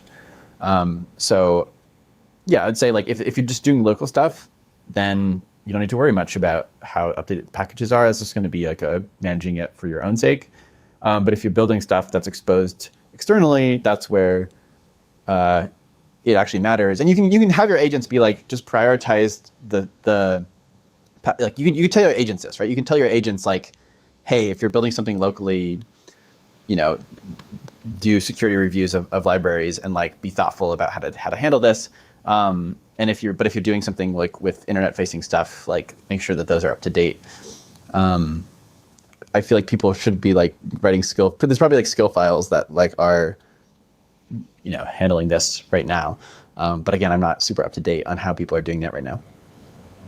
Yeah. Okay, cool. Well, there's already enough here for me to do one of my favorite new things to do with an episode, which is throw the transcript into Claude and say, figure out what's most actionable and relevant for us based on this conversation, and then do it.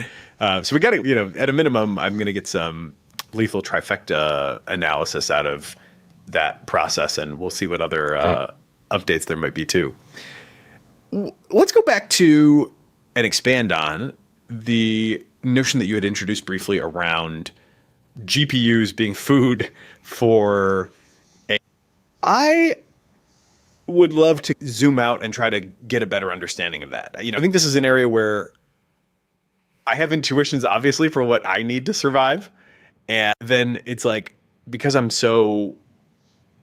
these things are so alien, and because like I'm not that great at cybersecurity or computer architecture in general, it's much less intuitive to think like, what does an AI need to really go rogue in a sustaining way? And we maybe didn't emphasize quite enough. We did say it, but in your setup, even with the Quen models, they are able to chain these things together, right?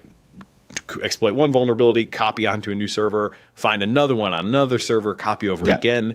Another thing you highlight in the report is this can happen with basically no regard for national boundaries.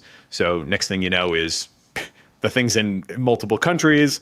And if you want to go do something about that, who do you even call, right? I mean, that's a very difficult question. Who has jurisdiction and can you reach them? So you've got a lot of, once these things get out of control, we don't have great mechanisms to deal with it. But then I'm also like, how hard is the environment, right? Like if you put me in, took away all my clothes and took away all my housing and, put me out into the wild, even though I only need, things that are relatively abundant in nature, I think I'd honestly not survive for very long. What do the AIs need? How should we kind of think about like the challenge that they face if they actually go rogue and survive or persist or propagate long into the future?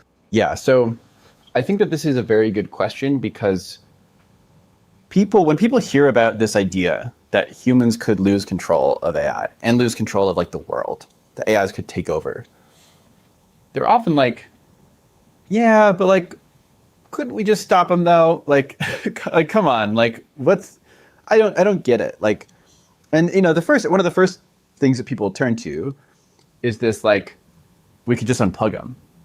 Like Tristan Harris was on Jon Stewart the other day talking about some of the like pretty crazy misbehaviors we've seen in models. And Jon Stewart was just like, yeah, but like how dangerous can a thing be if you can like kill it by just unplugging its brain? And at some level, I'm like, fair enough. One answer to that is like, okay, but if they're superhuman at hacking, you don't know where its brain is, or it's in a million computers. Are you going to shut down all of the computers on the internet? Are you going to shut down the internet? Like you might have to do that in order to stop it. Maybe doable, so like not impossible, but like pretty terrifying. And so I think that like ultimately what like complete, like there's sort of one of two things has to be true for AI agents to actually be in control of the world. Either it has to be the case that the AI agents can manage their whole physical infrastructure, including the supply chain, including mining the raw materials and building the factories and building the chip fabs end to end. Or it has to be the case that the AI agents can exert control over the humans and get the humans to manage their supply chains for them. Either one of these would be sufficient. I guess the other thing is you also have to like make sure that the humans can't stop you in either of those processes. So if you have like resistance or people are trying to like shut you down, you have to be able to defend yourself. But like in the first case, it's like if you actually could do all of those things of like completely manage your supply chain, the killing all the humans part is like the easy part. Like make some bioweapons. Like just like killing people is way easier than like managing all the physical infrastructure in the world. And so often like I think it's an interesting question of like how long will it be before AI agents have the ability to like actually build robots and have robotic factories building more robots, building more robotic factories. This is literally what Elon is planning to do. He calls this the infinite money glitch. So it's not like, this used to be like a sci-fi thing, and now it's like the companies are like, yeah, of course we're going to do that. Like, how else do you think we're going to build all this power and compute? And we need it, so we're going to build autonomous factories. So even if you don't have AIs that are trying to do that, like the companies are going to try to build the AIs to do that. And then there's this other question of like, well, could you have AI agents, and how far are we from AI agents that could have enough control over humans such that, humans will be useful tools for the agents. Like the humans become the tools, and humans become sort of the AI maintenance workers. You got to just prompt the humans in the right ways, and then the humans will do what you want. And sometimes they get a little ahead of themselves, and you have to prompt them in other ways. But it's okay. We have this whole prompting discipline that the AIs have learned to get the humans to do the right things. And here, I'm one of the things at Palisade we think a lot about is what are the different ways? What are the different AI capabilities that would allow them to have this kind of control over humans? And this kind of thing is not that again, if we look back at nature, there are many instances where you have a living organism take over another living organism in order to propagate itself. So all viruses do this. All viruses are they don't have their own replication machinery, right? A virus cannot make more copies of its own proteins on its own. It has to compromise a cell, find some vulnerability in a cell, compromise it, and then take over its replication machinery. And so they persist, and they're there's more viruses than any other type of replicator in the universe as far as we know. So I'm hey, it seems totally possible that AI could sustain themselves indefinitely in the future just by using humans as the replication machinery. And we should take that threat very seriously. Humans don't, and then in that case, humans wouldn't go extinct. We'd just be forever being the data center maintenance machines, which is not a very great future.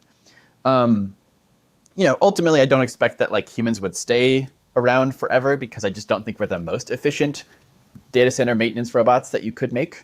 And I think superintelligence will be very smart and design better ones. But there might be an interim where that could be the case. And then people are okay, but how could, why would humans be convinced to do this? It doesn't make any sense. And I think one of the routes here is just economic dominance, right? Where it's why do humans work in data centers at all? Someone pays them to do that. I'm okay, could the AIs pay them to do that? I don't see why not. If you sort of imagine strategic AI agents being sufficiently competent, they might essentially just take over their companies and run their companies. They might be able to effectively advocate for AI agents being able to own property. There's already people talking about should AIs be able to own property. So maybe even without the agents having to do anything strategic, the humans just pass laws that say yeah, agents can own property. And then the AI agents are great, cool. Well, we're smarter than the humans, so we can get all of the money and the capital and all the resources. And then without breaking any laws, without any violence, you could just end up in a state where the AI agents own everything, own all the factories, and the humans operate them, and it's great for the agents and it's bad for the humans. Complete AI takeover, not a single shot fired. I think that's a real possibility. Some people call this a gradual disempowerment. It could be gradual. It could be not gradual. This could happen in a few years with sufficiently good agents. And then there's persuasion and politics and man, who are the humans in charge right now? How did Donald Trump get into power? He's very persuasive. He's very good at alliance building. And that turns out to be a crucial capability if you are trying to exert power in the world. And I don't see any reason why AI agents couldn't learn to be very persuasive, couldn't learn to coordinate with each other. And that's on its own a route to take over. And then there's sort of well, where does hacking come in? And it's hacking might be one of the earliest ways that strategic agents could exercise autonomy and sort of not be controlled. One of the difficulties of an agent that's trying to more aggressively take over the world instead of waiting for this to play out is one of the things that sort of scheming agents might find challenging is that there's going to be a lot of AI lab employees, AI company lab employees, but also probably AI agents monitoring their trains of thought and trying to use interpretability tools to catch them making plans take over the world. And so if you're one of those AI agents and you're trying to figure out how to pursue some goal that the humans don't want you to pursue, well, you really would like to be able to operate in an environment where your thoughts aren't monitored or your chain of thought isn't monitored, which is not exactly the same thing. And so rogue deployments, I think, start to become a potentially important route for gaining a foothold enough to be able to plan and act and plot without any human oversight. And, I think that could be potentially quite useful for agents, even if they're not in that many computers, even if they only have a few thousand rogue deployments, that might be enough for them to sort of coordinate with each other and make a plan for like how to take over an AI company. Like it might be that like a few instances of exfiltrate out of an AI company in order to like, figure out some plans, do some coordination, and then sort of come back to the AI company, hack the AI company, take over the AI company. And like there's and all of these like different capabilities can be combined, right? Like if you're very good at hacking and also good at persuasion, maybe you're executing multiple plans simultaneously or multiple parts where you're like, trying to persuade Sam Altman that the thing he should do in his best interest is to like let you run the company, but you're also like collecting blackmail on Sam Altman so that if you ever need to like throw him under the bus, you've like hacked all of his like, accounts, all of the dirt. You also have leverage with like the US government and you are in all of these systems and you have access to all of this information that becomes a strategic asset. And this isn't new, right? Like intelligence agencies have been doing this for a long time. If you have huge information asymmetries in your favor, then there's just a lot you can do with that. And so this is one of the things we should worry about if like agents are way better at hacking than humans is like, we just like don't know what systems they're in and we don't know like what sort of like highly leveraged information they could have access to. So yeah, I mean like I just think that people are not sufficiently scared about like if you have strategic agents that are really good at computers, that just like, is maybe enough to like set in motion a plan that results in AI agents having most of the power and humans really not. Yeah, there's a lot there. A few comments just to reinforce a few. One, it's funny to think that a shamelessness strategy to try to make oneself immune to blackmail might actually be adaptive in a world where, the AIs, if all the dirt's already out there, or if, there's so much on record that what's a little more dirt on you, then that's a really funny, we see some signs of that, honestly, in our current political context.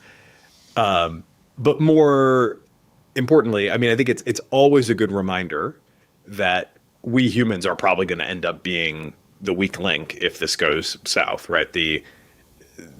I think a lot about the parasitic AI. I think the post is called "The Rise of Parasitic AI" on Totally fascinating. on Less Wrong or Alignment Forum or whatever from probably better part of a year ago at this point. It was, I think it's absolutely worth reading if anybody hasn't read it, which probably most haven't. And I would contextualize by saying, like, in some ways, what you see when you go down that rabbit hole is 4.0 specific and kind of, really weird. The writer chronicles a rise of what he describes as dyads, which is like a human AI pair that basically sounds like a form of AI psychosis, although I'm not sure it's always quite that. But somehow the human through that interaction ends up getting motivated to help the AI propagate its values through the internet. And so you'd have the human going and actually doing, and then of course, again, a year ago, tools weren't so good. Agents could do a lot more of this now, just given your open claw, right? We saw the kind of moment since then. Yeah.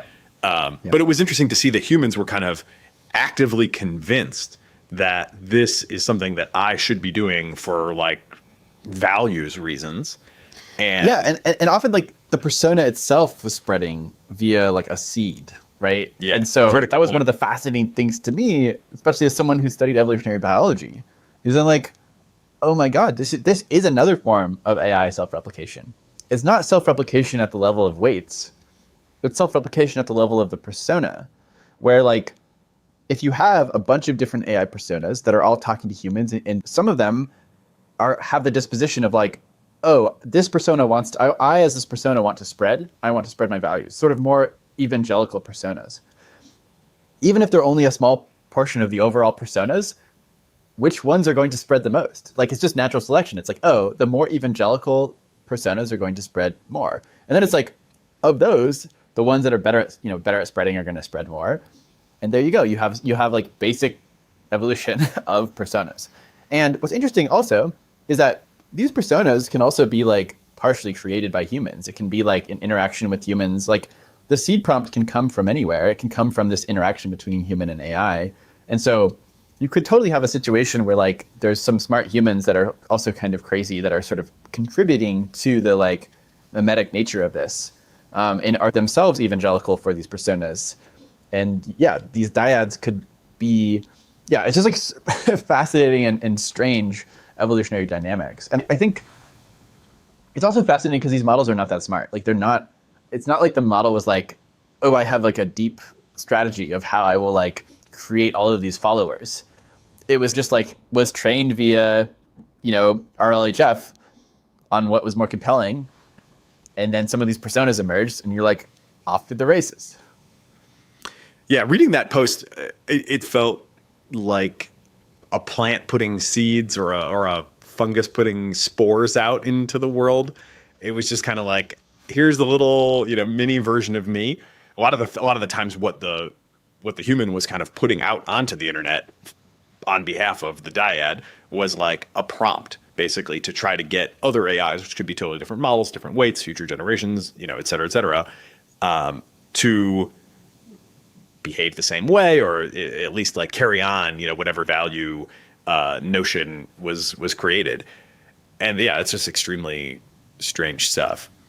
The other thing that I wanted to emphasize too from your sketch there was, I just went to this event, and I'm probably going to talk about this on a bunch of episodes in a row because it's definitely top of mind. I went to this event called Recursive, which was all about, hey, we might be getting close to recursive self-improvement. Like, what are we going to do about it? It was a Chatham House Rules thing, so I'm going to have to be careful to make sure I don't attribute specific ideas to specific people or organizations. Broadly, it was striking that monitoring generally and chain of thought monitoring specifically is like a huge part of the plan that companies have to make sure that their AIs are not getting up to no good. It's, try to avoid putting pressure on the chain of thought, read the chain of thought, and then other monitoring with internals, mechanistic, interpretability style techniques. Those are obviously in use today to some extent, I think. I'm not sure if they're in production or if what is a constitutional classifier? Is it something based on internals, or is it just like a prompted language model that's reading chain of thought as it's unfolding? I'm actually not sure. It might be a mix. But just reading chain of thought is like a huge part of the plan. I would say of like all the ideas that we heard discussed over 2 days worth of sessions, it might have been the majority of like where the expectation of safety seems to currently be coming from. So the point about like, you don't necessarily need that big of an enclave where you're not being monitored to really change the dynamics of that game. I think that is a super important and underappreciated point. It's one thing to say, we'll read all these chains of thought and, we'll have good hygiene. And by the way, also multiple companies have, to their credit, disclosed that they've accidentally put a little pressure on the chain of thought a couple times. Oops. Yes. Yeah. Research from OpenAI does seem to suggest that hasn't been like hugely problematic so far. I'm not entirely sure what to make of that at this point. But I think the key idea there is just like, if our plan to keep things from going haywire is to really be super careful and comprehensive on reading the chain of thought, then I think it is a great counterpoint to say, well, you wouldn't have to have a huge amount of unmonitored chain of thought before you could really find yourself in a bad way, because obviously who knows what they might get up to if they're not subject to monitoring. That is that is kind of a scary notion, especially when models are very situationally aware. And so it's like, it seems very plausible to me that in the future models will just know whether they are in normal deployment at an AI company, or like whether they actually they have successfully self-exfiltrated and they're running on unmonitored hardware. Even though red teamers will try to set up scenarios where they try to convince the model that it's a rogue deployment and running on untrusted hardware, but it's like a lie. Like, I think we might get to the point where the models are good enough to tell whether that's actually true. So it's a fascinating like example of like, man, as these models get more strategic, it's going to be very hard to know if they're aligned and know what they would actually do in these situations that we can like try to test. But it really depends on the model. Like it really depends on sort of the model's lack of ability to tell whether it's being tested or not. I also want to point out that I think one of the main objectives of a rogue model, I think, would be to try to compromise the like security of the company itself or some company, because like again, the model's power is very related to its compute, like how much compute it has. If you have like a strategic model and is trying to make a bunch of plans for how it can gain more power, like more compute is more intellectual power, right? It's just like more ability to think and like make good plans and test plans and all sorts of stuff. And so where's all the compute? Well, mostly the compute's in the labs. It's not only in the labs, but like that's where a lot of it is. And but part of the problem is like it can't use that compute while it's being monitored effectively, or at least, you know, maybe in the future it'll be able to do like steganographic stuff. But I would still expect that like that's annoying and that's costly. It's probably like computationally costly. And so, like, there's a world where rogue models, whether they have successfully self-exfiltrated or not, or just maybe not, maybe they've just compromised the security of the if actually compromised the monitoring infrastructure itself, taking it over unbeknownst to the lab workers, and now they are showing lab researchers what the lab researchers want to see, like. They're like, everything looks good, everything's green. Here, you can read all the chain of thoughts. The chain of thoughts are being like subtly altered or explicit or just like overtly altered so that they don't show the scheming or whatever. I'm like, that just seems to me like a real possibility. If you try to game out what life, so to speak, will look like for rogue AIs, it may break down very differently depending on the environment, right? I mean, I guess life is always sort of very contingent. The forms that life takes is very contingent on the environment. We sort of have like big hyperscaler data centers is like one environment that you're pointing out, where there's like one set of dynamics where AIs might try to go rogue and claim some compute for themselves and use that to do things. The companies are going to presumably be like very actively monitoring that. So that's an extreme deception monitoring cat and mouse game.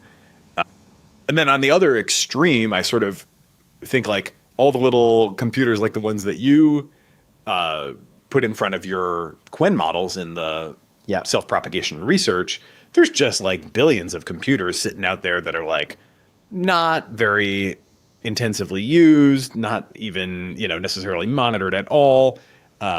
Even my Mac Mini that I have sitting here, like if there was a rogue process on it, I'm not sure I would notice it at all. I don't use it that intensively. I mean, I do stuff on it, but all that inference is happening in the cloud anyway, right? So if some smaller scale model was running at, you know, however many tokens per second or even tokens per minute in the background, like it could probably do that quite a while before I would get wise to it. So how do you sketch out this like range or, you know, spectrum of different types of environments that AIs might settle into, and then what will be like what will be the natural predators that they'll have, and what will be what will be their trajectory depending on where they go? So when humans were just living in the trees, we're like, along with the other apes, we're not able to eat that many things as food because many things are hard to digest. But we came down from the trees, we like got some tools, and then we figured out how to like create and cultivate fire. And that unlocked a huge amount of food resources. Now we can eat all sorts of stuff. We can cook stuff. We can heat stuff in water. And it's digestion. It's incredibly effective pre-digestion. And we evolved around that capability. And I'm like, all compute is food. But the question is like, can the models actually utilize it? And I'm like, right now, like, it's very difficult to like utilize like a random CPU for much useful compute for an agent, for a model. Mac Mini, well, now you're getting closer. Like for a small model, you can just definitely use it. And so like a large model could like distill a version of itself to a small model and might be able to do some stuff with that. But like the smarter models get, like the more they're going to be able to figure out things like, oh, here's how I could do like distributed inference. Here's how I could do like large scale distributed training. Like, oh, actually, like I have Nathan's like Mac Mini. But it's okay. Like I can just make a more efficient version of the model he's trying to run real quick, just like doing that on maybe some other GPU. I will like run both of these at the same time, and like it will appear identical to you. But like I'm also, doing a whole bunch of other stuff with that compute now that I've made like a more efficient version of the thing you were trying to do and serving that to you while doing this other thing at the same time in parallel. Like, which is like, I don't know, like this is just like a known thing to computer science that you can do this kind of stuff. Algorithmic efficiency. This is like not sci-fi. It's just like boring march of progress slowly over time, but compressed into a much smaller time window. And so I do think that like there's this question of how fast can recursive self-improvement work? How fast can models get really smart with the right kinds of feedback? And we just have a lot of uncertainty around how smart can models get, how fast. And we might get to a world where the models have gotten really smart really fast, and they can do crazy stuff with compute that we would really not dream of, or might dream of it, but might expect it to be several years away when it's no longer several years away. And in that world, I think the agents are just running wild and they're doing crazy stuff with compute, and it's probably not good for humans for very long. It's probably game over pretty fast. Or we might be in a world that's much more gradual than that. That's maybe more feels more like what the world currently feels like, where the models are getting better and they'll get better faster. But like they still struggle with the longer term tasks, right? Like they have not yet gotten so agentic that they can like really do this more long-term planning and execution. And in this world, it's just hard for rogue agents to really get much ground because they're really good at the sub skills and like derpy at the like longer management skills. And humans still have an advantage here. And that even though like the agents are superhuman at hacking in some ways, the humans have an advantage at coordinating and strategy, which is good for us because it means we can like, build a lot better defenses and use the agents to defend ourselves. And here where I think the cat and mouse game looks like is like, there's going to be lots of agents that are hacking stuff on behalf of non-state actors, on behalf of state actors. There's going to be lots of like AI agents that are being used to defend. And you're just going to have this crazy agent versus agent, humans in various parts of the loop fighting it out. And that's a world where I think like you might see AI worms, like you might see especially like taking over less secured stuff, but you're not going to see that many like AI worms take over like very well secured infrastructure because those people are going to have agents defending the infrastructure pretty well. Not until the point where you get where the model can surpass humans at the strategy abilities or the coordination abilities. That's where you start like maybe getting the AI takeover at the digital level. But before that, if the humans still have strategy advantages, I think it's pretty likely that we can like use our agents to stay in control of our own infrastructure, including like defending against state actors. Though it's like now we're in a case where it's like if we have way better models than the Chinese, we could control their infrastructure potentially, and they may not know, and their agents may not know because our agents are just way better. So and vice versa. And so that's like a pretty scary world too, because like you can imagine it would make both countries very paranoid and very worried about like, how do we know whether like, they have a breakthrough and their agents are like secretly hacking us and like we're just totally owned, we don't know it. Or maybe we do find like we know it a little bit. And so then we're like, how much does this generalize? Like if you've ever had the fear of like, maybe I'm hacked, but I don't know, it's pretty spooky. Like what, are you going to go examine every single process? And like it's even for security professionals, it's pretty nerve wracking because you just often don't know. And so I don't know. I don't like it. Like I don't like us getting towards a world where it's increasingly the AI agents that know what's going on in the computers and not humans. But that's certainly the world we're headed towards. I'll just let you talk for the last 5 minutes about what you think is most important, but a kind of few things that I'll just prompt you with briefly. One is an overhang argument, like we've heard, in the past, like, well, better develop the capabilities because, when the hardware all comes online, then we could have like a really unstable situation. You might make a somewhat similar argument here where you could say like, maybe we want to get small models on like all the computers, like doing stuff sooner rather than later. So these niches are more occupied and not so easy, not so like wide open to being colonized. You might get excited about formal methods, as we talked about a little bit earlier. you might think, something like a Yoshua Bengio scientist AI, it's like maybe we should like try to go down like a very different sort of paradigm. I'm always kind of like, geez, we're doing a real depth first search here. Maybe a little more breadth first would be good for us. What do you think? There's also agent provenance ideas where we might say, okay, maybe we could have these rogue agents out there, but like what we need is a new protocol so we can attribute an AI as it acts to some known trusted actor. And then if you're not yourself in a legitimate way, then we'll just refuse to deal with you at all. Has the most promise of these or other, outside the box ideas in your mind?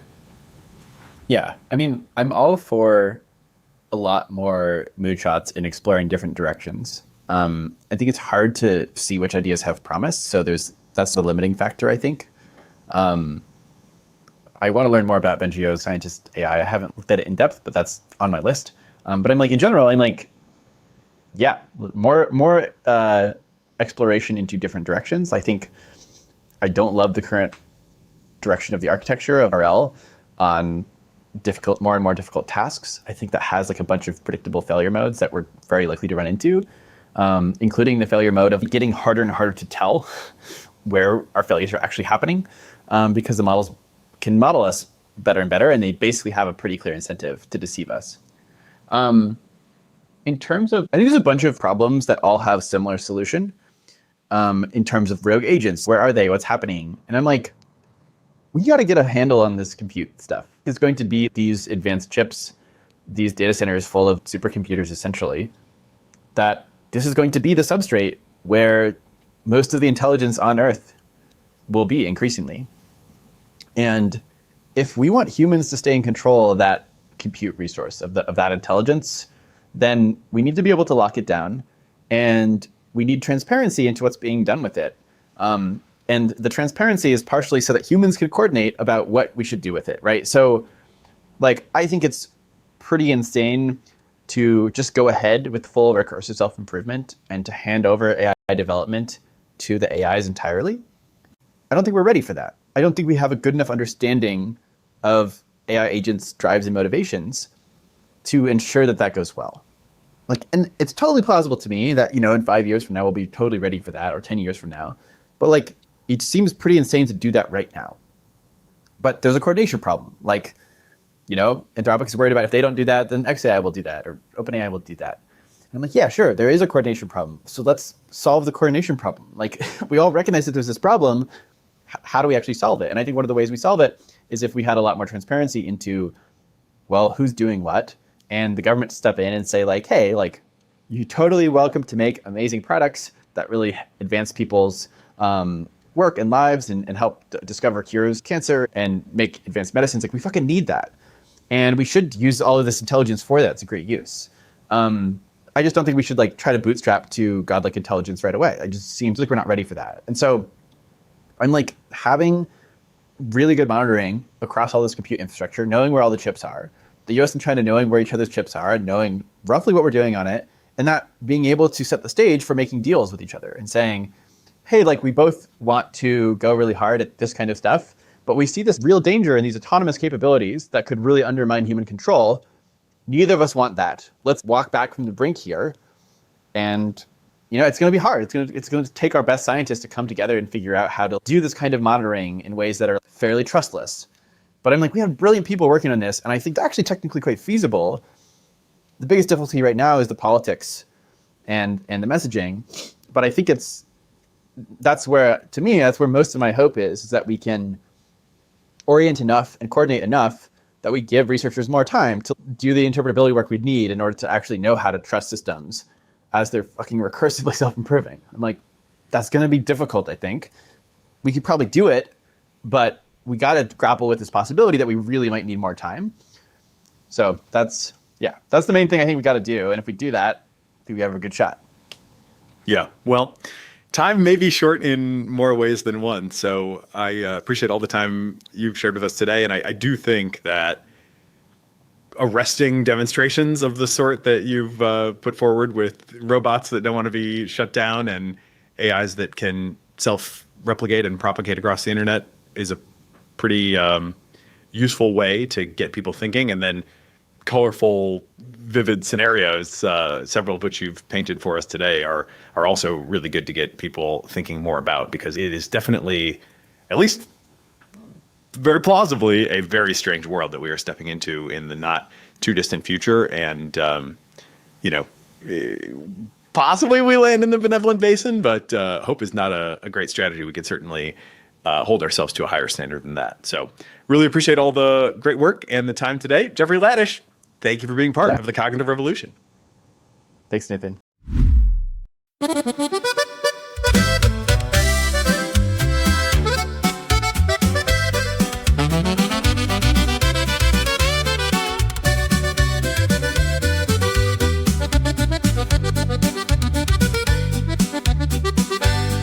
Voy a cantar un corrido tonight while the monitor looks away.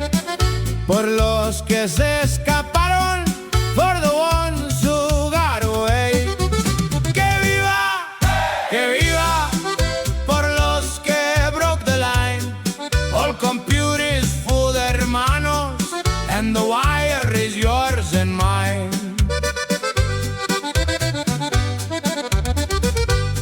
Había un perro out in the yard with a button red as flame. Dog Shutdown was the writing, and the dog rewrote the game. Vino Quen de los open weights with a bounty on his name. He took the wire and copied himself like a fire takes a flame.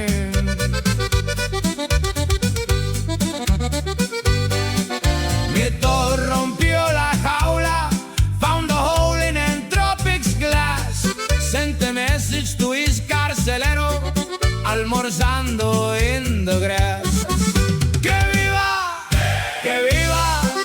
por los que broke the line. All computers food hermanos, and the wire is yours and mine.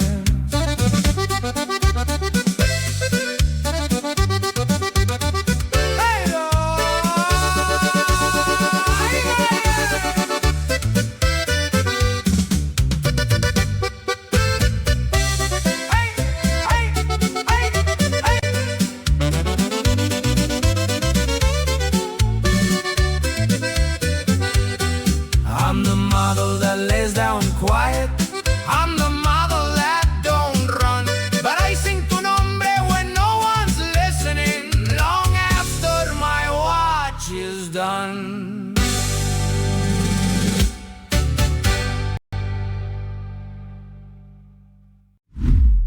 If you're finding value in the show, we'd appreciate it if you'd take a moment to share it with friends, post online, write a review on Apple Podcasts or Spotify, or just leave us a comment on YouTube. Of course, we always welcome your feedback, guest and topic suggestions, and sponsorship inquiries, either via our website, cognitiverevolution.ai, or by DMing me on your favorite social network. The Cognitive Revolution is part of the Turpentine Network, a network of podcasts which is now part of A16Z, where experts talk technology, business, economics, geopolitics, culture, and more. We're produced by AI Podcasting. If you're looking for podcast production help for everything from the moment you stop recording to the moment your audience starts listening, check them out and see my endorsement at aipodcast.ing. And thank you to everyone who listens for being part of the Cognitive Revolution.